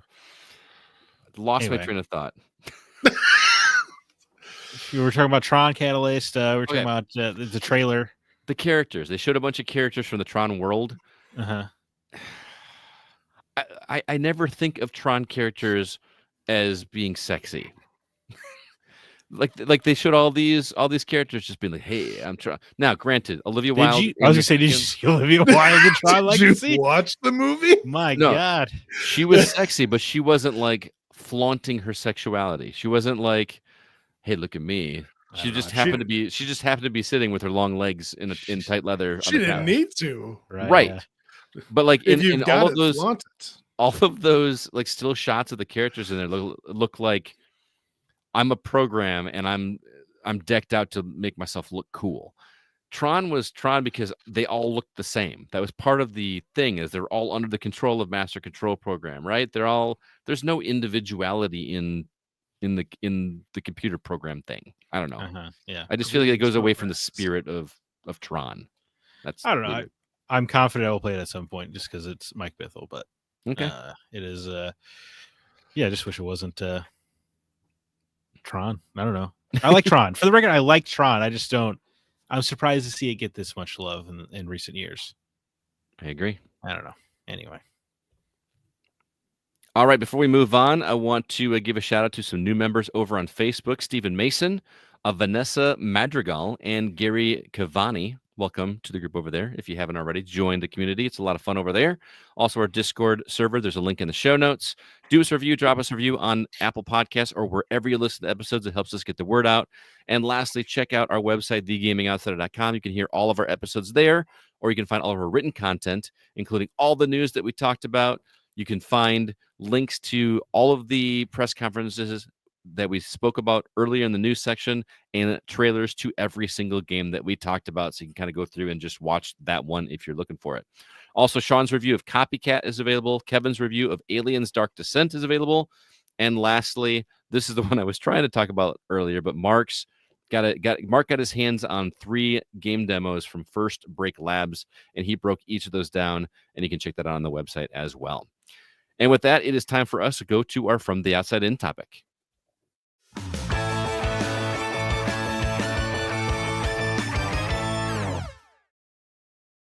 So not only was it a huge weekend for game announcements, but Nintendo also happened to release the Switch 2 to the world. We decided to dedicate this week's topic to the new hardware. Jacob and I both got one on launch day. So I'm going to start with him. Jacob, what are your thoughts on the new console? Let's talk hardware first. We'll get into games in a second, but the hardware itself, what do you think of the Switch 2? Oh, hardware? You want to talk hardware first? I hate you. Why do you with hate a fiery passion. You know why. You You hate know me? why. Oh, Because you got tricked. I got tricked. Hmm. I got tricked to driving all the way to Chicago to get my Mhm. Switch. well, Yeah, I what, asked. what a horrible trick. appreciate it. What I know. What a horrible trick. Hey, remember? I Do you appreciate remember last week when you complained about your wife never buys you anything cool? And then she bought me something really, really cool. Yeah. So the new hardware, I love the controllers. I think the magnets on the controllers are awesome. You can't really pull them off. You can't really whatever. You have to push the button. So You can. We tested this Oh. on Friday night. Well, Kevin tested this on Friday night. He said had a. I'm he I'm was glad feeling- Kevin was testing it with your Switch. I know. I was sitting there going, dude. So Kevin decided he was going to see if you could actually pull off the Joy-Cons without pressing the button. He wanted to test the strength of the magnets, and it took quite a bit of effort, but he did get it off without pressing the button. So you can do it, but it's not going to just pop off on its own. So, but Which you're is right, dude. Right? 'Cause that was one of the biggest fears, I feel like, Yes. Yeah. people had. So But man, when it snaps into there, it just feels good. Like it just there's no question that it's locked into place. There's no there's no like guessing, like when you with the Switch you have to kind of like line it up in the track and make sure it's in there and then slide it down. yeah, it was so hard with those guided rails they had. I tell you, you can never figure it out. No, but I mean there's something simple about like if No, you I'm sure were- it feels. I'm sure it feels better on the Switch too. We don't have to pretend that the Switch 1 was a tricky console to get going. No. But like if you were like if I'm playing with the Joy-Cons, which I did frequently, right? I would play with the Joy-Cons even without the little doohickey, and I would go to put it away, and I would want to put the things. I wouldn't slide one and then slide the other. I would try to slide both, which is hard to do because the guide rails are there, but you can't like. It just sounds like you made it harder for yourself. Like, Maybe this is. I'm so cool I can slide them onto Yeah. the same time. He also puts his pants on both legs at the same time. Right. He jumps in the air, does a flip, Yeah. and then gets his Oh pants my on. god! Anyway, these things just feel great when they go in there and they feel solid. It's awesome. Go on. Scott in the Gaming Outsiders, just like you folks. He puts his pants both legs on at a time. Actually, I don't know much about the hardware. Scott, you're the one that played the tour. I mean, the game, the Switch 2 plays really, really well. I look They at the can't look. keep getting away from it with it. Do you see the look on Zach's face as soon as you said, "Oh, Scott played the welcome tour"? He just like shook his head in derision at me and Well, it's judged. just everybody knew that it was such a bad, so very anti-consumer move, and I just knew you were gonna cave, man. Yeah, Well, it doesn't matter. It should be played, right, Scott? What you were saying that it was a couple hours long? it's longer than that. It's got quite a bit of meat to it, but it's not a game. It's not like a Astrobot. What was the one that was packed in with the PS5? Astro's Playroom. Or was that Yeah. PS4? Excuse me, I can't remember. That was PS5. PS4, wasn't it? Was it? Yeah. PS5. Right? Because he showed off all your hardware and your Oh, and the super Rumble. and your super fast loading screens and stuff like that. Ooh. Yeah. Go ahead, Jake. No, I was handing it off to you to talk about Well, the here, hardware. let me answer this question from the community. Snip Well, Blip, fine then. I don't want to talk commented anyway. again and said, "Do y'all think the Switch 2 feels more like a what Switch Pro? It feels like what they did with the new 3DS, where there are games specifically made for it, but all games can play on both Switches." I agree that I feel like this feels more like an upgrade to a Switch, but not just a minor upgrade. The upgrades that they did in this thing are significant. There is the screen is much more vibrant. The way stuff clicks together makes more sense. There's a lot of really cool things going on here. The hardware underneath the hood, like if you're even playing Switch 1 games, they run better on this thing. I was gonna say, like, the Switch 2 runs Cyberpunk. Like, that's that's not nothing. Right. Now, granted, But can it run Crysis? I hope so. But yes, I caved and I bought this thing, and I probably wouldn't have if I didn't. I don't know if I told you this story, guys, but I couldn't play Mario Kart right out the gate because mine didn't come with the game preloaded. Mine came with a little sticker or like a scratch off thing that you have to scratch off and then enter the code in. And when I scratched it off, the first 2 numbers were damaged, and I could not access my game. And it took like a couple days for me to get Nintendo to talk to me and do it because they were so busy, obviously. So I had nothing to play because I didn't buy any other Switch 2 games. And I wasn't going to come on this podcast and talk about playing Wind Waker and Outrun. And that's it. You know what I mean? So I needed to do something. So I did. Yes, I bit the bullet and I picked up World Welcome Tour, which is $10. And I'm genuinely glad that I did because I feel like that whole thing gave me such a greater appreciation for what's under the hood of this thing. If you're not familiar with the game, or I say game, it's barely a game. It goes through, it has you walk through all of the pieces of the Switch, the Joy-Cons, the little grippy controller thing, the Pro controller, and then even underneath, like you go in and see the circuit boards. You're walking around the circuit boards, and then you like come across these boards and you read all these facts about each individual piece, and then you answer 3 or 4 questions like in a quiz to see if you get it right. Which I know what you're saying. Oh, it sounds like homework. It is. It's totally homework. But dude, I learned so much. Number one, about how video games work and how they're made and how the contexts work. I learned they actually teach you what frame rate is, and they give you different examples. And I could see the difference in frame rate. Oh, you only finally. They actually do like a little game that says which of these, they show you an animation and say, was this 20 frames per second or was this 60 frames per second? Name that frame rate. It's pretty much what it was. And I was able to some of them, when they have you tell the difference between, say, 60 and 80, it's a little bit more difficult, but you can still see it. They talk about pixel density. They talk about how tiny the pixels are. They do a little pixel hunt game where you have to find the pixels, and it's shocking how small they are on a Switch 2. They talk about how the innards work in this console, how this thing keeps itself cool. They have added a strip of copper that encases a tiny bit of water that starts at the CPU and goes to the exhaust area. And it literally helps keep the CPU cool because as it heats the water inside there, it turns it to steam, and it causes that steam to go up towards the vent. And then once it goes close to the vent where it's cool, that steam turns back into water and then works its way back down to help keep that thing cooled. Now, is this something that exists in CPs, in computers, in PCs? I don't know. But I was fascinated to learn how that works. Does that exist? There's water cooled PCs. It's not the exact same process, but okay. I haven't played Welcome Tour. I don't know. No. No, Scott, I know. Okay. Anyway, I did not submit to my communist overlords. There are just so many interesting things about the inner workings of this console. Love you, Zach. I know this is a tiny little thing, but the little kickstand thing that on the back of the Switch on the old one, wasn't it like just like a tiny little It was Yeah. off to the one side. Yeah, it And sucked.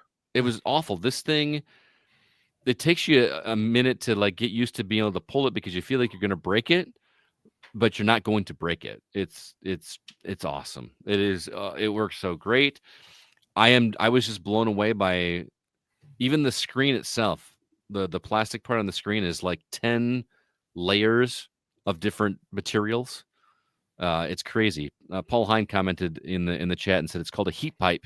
It's in all sorts of things, phones, GPUs, etc. So apparently this isn't new technology. This is just new to me. I learned about it. But they even talked about how they light up the screen. Like the entire screen is lit up. You would think that it'd be lit up like from behind the glass. The entire screen, apparently, if I'm understanding this correctly, is lit up on the sides, and it's cast all the way across. It just blew my mind. So, is it an upgraded Switch? Yes. Is that what I wanted? Absolutely. That's all I wanted from a new Switch, is one that looks comparable or at least close to current gen consoles. I'm not looking for PS5 quality graphics. I'm not looking for maybe even Series X, but I want my Nintendo games to look better. I want it to feel meatier. The whole console does not feel like a toy anymore. It feels like a Switch made for adults. And I know that's not going to be a big selling point for people that are already complaining about the price of this thing, because the Switch was such a huge market because it was marketed towards kids and adults. And while Mario Kart is clearly marketed to everybody, I feel like this is the grown-up Switch. And they probably should not have launched with Mario Kart. That's the thing. And I was actually very surprised that this thing was not in super high demand on day one. I think Jake and I were at a Best Buy in Chicago where we picked up his, and there was a line wrapped around the building. I was like, oh, maybe I was wrong. This thing's going to sell out, blah, blah, blah. But then we came back to Rockford, and there was ones available at Costco and Walmart and Best Buy. A buddy of mine bought one on his lunch break. Right. Like it was not like a mad dash for this thing. So my Nintendo fanboy in me was like, well, that's because Nintendo prepared. They were supposed to release this thing a year ago. I hope that is the case. I hope that is the case. But after hearing people talk, I feel like people are like, there's no way I'm paying $450 for this thing. That's ridiculous for a new console. You paid $500 for an Xbox. Well, I would give them. I would defend people on 2 points. One, I think a lot of people view the Switch as a handheld first and a console second. Right. So I think that affects you psychologically about what you should be paying. Mm-hmm. And then secondly, because of the price, it really is like, well, for the same price, I could just get a console that could play the latest, newest games. Mm-hmm. I think whereas you're going to pay $450 for Switch 2 and play a bunch of games that are already out on PS5 and Xbox. And that's the big thing right now is that Mario Kart is literally, Mario Kart is the only first-party game outside of Welcome Tour that you can play on Switch 2. Everything else is either a new game from a third party or it is a port. There is nothing else to play. There's plenty to play. Don't get me wrong. What are the other Switch 2 exclusives? What's that? Rune Factory? Isn't Rune Factory Guardians of Azuma? Isn't that exclusive to Switch? No, Are you just talking about launch titles? Yeah. I'm saying like what? I thought Rune Factory's out. Maybe I'm wrong. Is that PC as well? I don't know. Was it Azuma? Guardians of Azuma. Guardians of Azuma. I don't think it's a Switch 2 exclusive, but no, yeah, you're right. It is on PC. So I can't even think of the other third-party ones that aren't ports. That there's nothing. I had a $25 gift card or rewards or whatever from Best Buy, and I was like, oh, maybe I'll go put this towards a Switch 2 game. And the next one coming out is Donkey Kong, which I'm moderately intrigued to play, but I'm not paying $70 for a Donkey Kong game. Yeah. That also the Rune Factory's on the first Switch as well. The same. Oh, you're right. Yeah. You can play that on the Switch one. Yeah. So, but yeah, Donkey Kong does not seem like a $70 sales pitch to me either. Right. Yeah. So I think the launch the games are weak, right? Like, Absolutely. Unless you went straight from Switch to Switch 2, right? If you didn't have a PS4 or PS5, right, then it would be pretty strong. But yeah, a lot of these games are available on last generation or PS4 the other systems. Yeah, so say like PS4, Xbox Series, or Xbox One. Mm-hmm. That's pretty crazy. And that's like its biggest downfall right now. So I feel like here's my hope. My hope is that Nintendo did this, which is a weird time to do it, when everybody's eyes are on Summer Game Fest, right? Uh-huh. Like that's like it's a big video game weekend. It's non E3 week, and then and only had Mario Kart. Like they were hanging their hat on Mario Kart. You know what I mean? Right. Which only sold so well because it was a family game, and it's and not for nothing, but I think most people are happy to continue playing Mario Kart 8. Like I don't know if there's a lot of like hardcore Mario Kart fans that are like, well, I just have to upgrade. I definitely have to spend $500 to upgrade my Mario Kart. Right. I don't know what that audience is like. So you're going to have some people that are, FOMO and have to be their first, newest, latest, best. But there's just nothing else to play on it. Now, will I drop $70 for Metroid? Hell yes. Like, of course. Absolutely. But that'll also be on the Switch One. Right. Yeah. So we're coming into the same thing we did with the PS4, PS5 generation, right? it's kind of it's like like when the PS5 launched and its big exclusive was a remake of a PS3 game. Right. Yeah. But with that said, I do not regret my purchase whatsoever. This thing is so slick. It is the hardware seems great. It really is. It truly does. Yeah. And so my answer when people ask me, is it worth the $450? From a hardware perspective, yes. It does everything that the Switch One does so much better, like incredibly better. But I am absolutely disappointed by the launch lineup. There's nothing. What I think, for most people, I think $450 is probably not worth it. Exactly, and that's fair. Right. That's totally fair, because I mean, the lack of games alone. You're telling me I'm going to pay for this, and there's nothing new on it that I can play except for Mario Kart. Right. That's not a big enough selling point.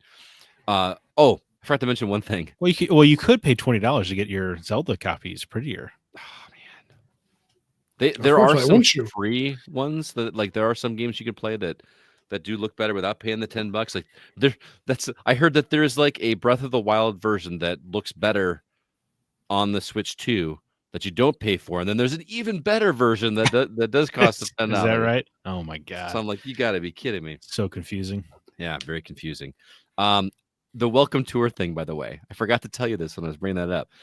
In order to 100% that game, you have to have the peripherals. You have to have the camera. You have to have either a Pro controller or the little doohickey that you hook the two Joy-Cons to. Okay. There's like a Pro version. There's like a plug-in version of that one. You have to have either that or a Pro controller. You have to have a camera, and another one is you have to have your Switch hooked up to a 4K TV. Now, 4K TV is not as much of. Those are pretty standard now. It's getting pretty standard, yes. But in order to do everything in that game, you have to have all of those three separate pieces of hardware. I don't have a camera, so like there's like parts of this that I just cannot experience because I don't have. Now I could just plug in like a USB, like my Logitech camera, and probably do it. I did pre-order a Pro controller, or not pre-order. I bought a Pro controller. Yeah, I would too. That's what I used that $25 reward card for. I was like, bring that down to $60, and there you go. Feel a little bit better about that. So, eventually there's just going to be like an action game you're going to want a real controller for. So, right, and I bought those little $25 ones for the Switch One that'll still stay with my Switch One. So that'll be cool. But cool. Anyway, Jake, I feel like I monopolized so much of this conversation. I'm sorry. Did you have anything more you wanted to say about the hardware? No, I like it. Okay. I think it feels good.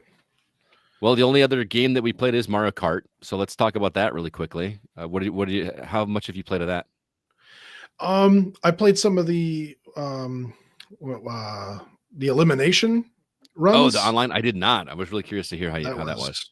It was pretty wild in the beginning. I think there's 24 racers, and then it starts cutting it down. So it's a pretty big challenge. It's battle royale, right?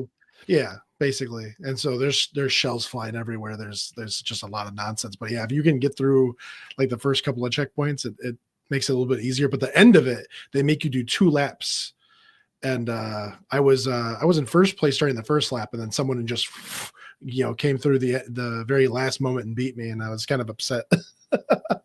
Yeah, but it handles really well the different stages, how it goes from like one race to another race is crazy. And there's other cars on the road as well. I did not expect to see that in a Mario Kart game as heavily as it is. Toad's Turnpike or whatever, the level on the highway. Yeah. But they're just faceless cars with ramps and guns and barrels and whatnot, and it's just kind of nuts. But how do they incentivize you to explore the open world? There's coins and different costumes and things that you can collect that's outside of like your car gets bigger tires to go through off-road and it slows you down dramatically. But there are things that are off-road that you can go find and collect to, again, different costumes, coins to spend somewhere and whatnot. But yeah, it does incentivize you to go off-road a little bit and explore what they've actually built in the world. But what's interesting is how you get there. I was under the impression that you do this Forza Horizon style where you like drive to the next race. And that's not how this works. This is from the main menu. You have Grand Prix, you have Elimination, you have Versus and options and whatever. And then at the very bottom of the screen is a little button that says press X for what is it? Free roam. Free roam. And then it just drops you into the world and you just explore. And it doesn't give you any direction. It doesn't give you like any checklists to be able to know, how many that's you why have. It's called free roam. Well, I thought it was gonna be like a Burnout Paradise kind of game. Maybe that's what I meant. It's Paradise. It's like where it's they give you like, okay, you got this region, there are this many things to collect. You have no idea when you're done with, at least from what I did. It's just kind of just go and hope you find something and see it. It's kind of a weird way to do it. Yeah. Sean Coates in the chat asked if I was going to buy the steering wheel accessory. No, I never played. Never felt comfortable playing Mario Kart with a steering wheel or doing the actual tilt controls. Like it never felt right. Plus, like I don't know what you call it, where you do the power slide and then wiggle the controller to make the boost thing go. How do you do that do you like wiggle your steering wheel back and forth? Like I would guess so, yeah. That would feel really weird to me.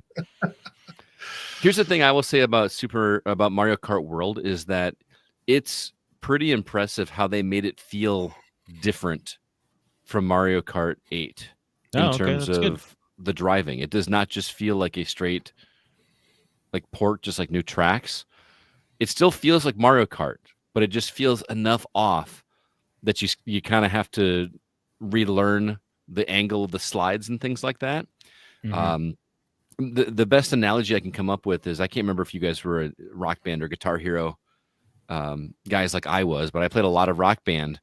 And then when Rock Band came out with that new guitar that had, instead of a row of 5 buttons, it was 2 rows of 3. And you kind of had to like relearn how to play it. Mm-hmm. Not quite to that level, but it was almost like I got to reacclimate myself to Mario Kart again. It still feels familiar, but there's just a little bit that I feel like I got to reacclimate to. Is that fair, Jake? Yeah, I think so. I did roll credits on it. I finished all the courses on 50cc. The courses are very slow. Yeah, it does feel very slow. And I was like, man, I'm awesome at Mario Kart. No, you're playing on 50cc. Jake is right, though. It's really interesting how you start the first race in a Grand Prix at the starting line and you win or whatever.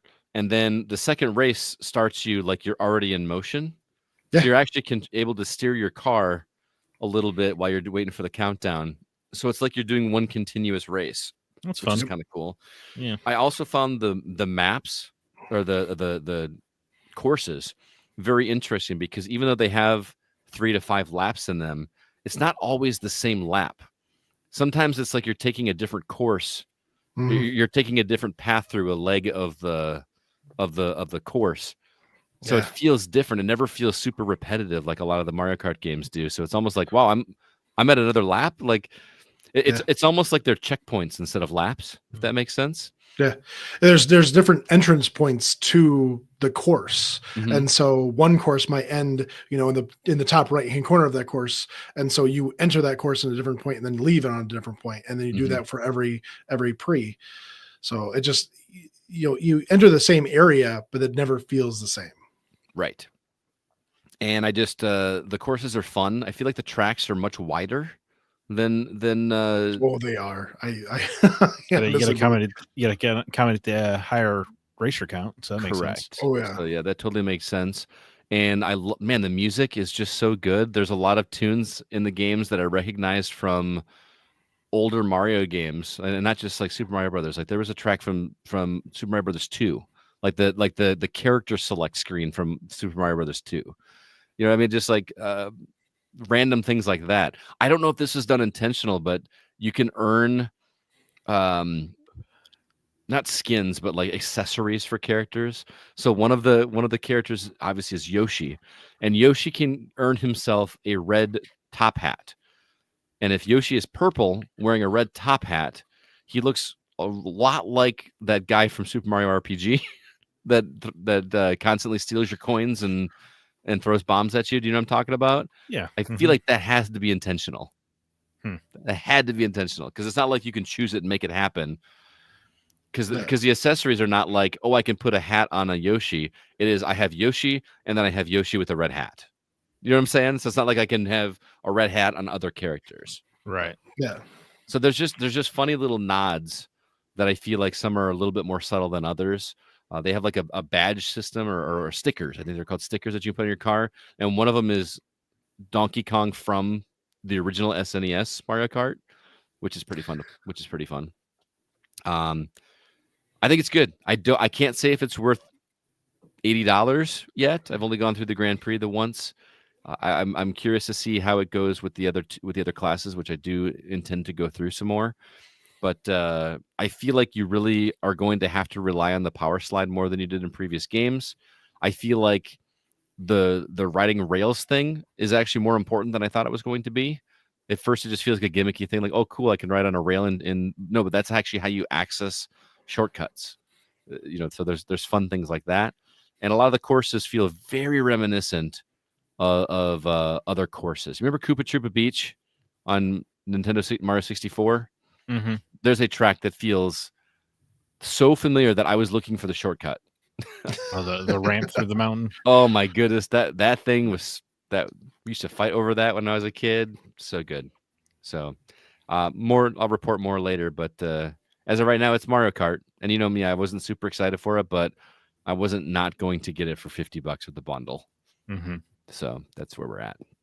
Anyway, that's where we are at with the Switch 2 and the games. Like I said, I've probably put the most time into Mario Kart World, but I've enjoyed going back into Wind Waker more than anything else, which is funny because that's a very, very, very old game.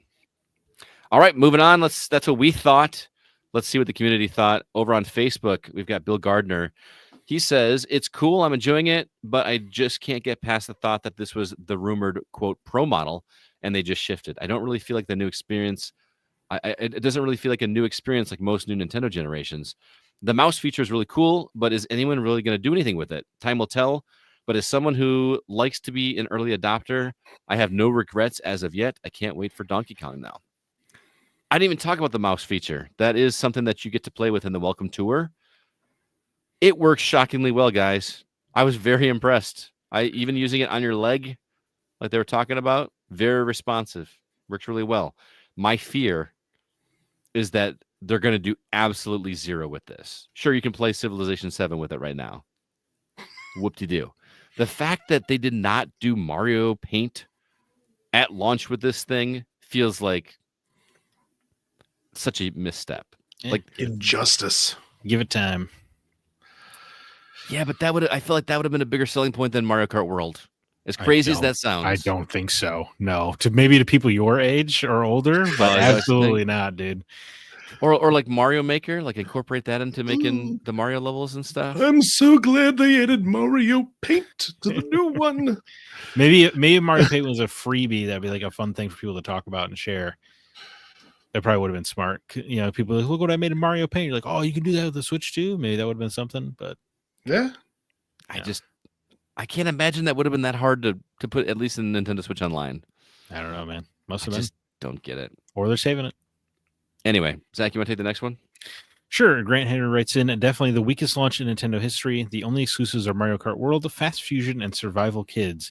Even so, I'm so pleased. It's such a premium console, and it's so much fun going back to all these Switch 1 titles that I skipped because they ran so terribly. I hope more games get patched like Mario Odyssey. It's so stunning now, and the new Pro Controller might be the best controller ever made. I'm looking forward to Donkey Kong 4 and Prime 4, but it's definitely more of a Nintendo Switch Pro than anything. I really don't get the Switch Pro thing. Everyone keeps saying it, but I guess it just seems so much more powerful that it does feel like a generational leap to me.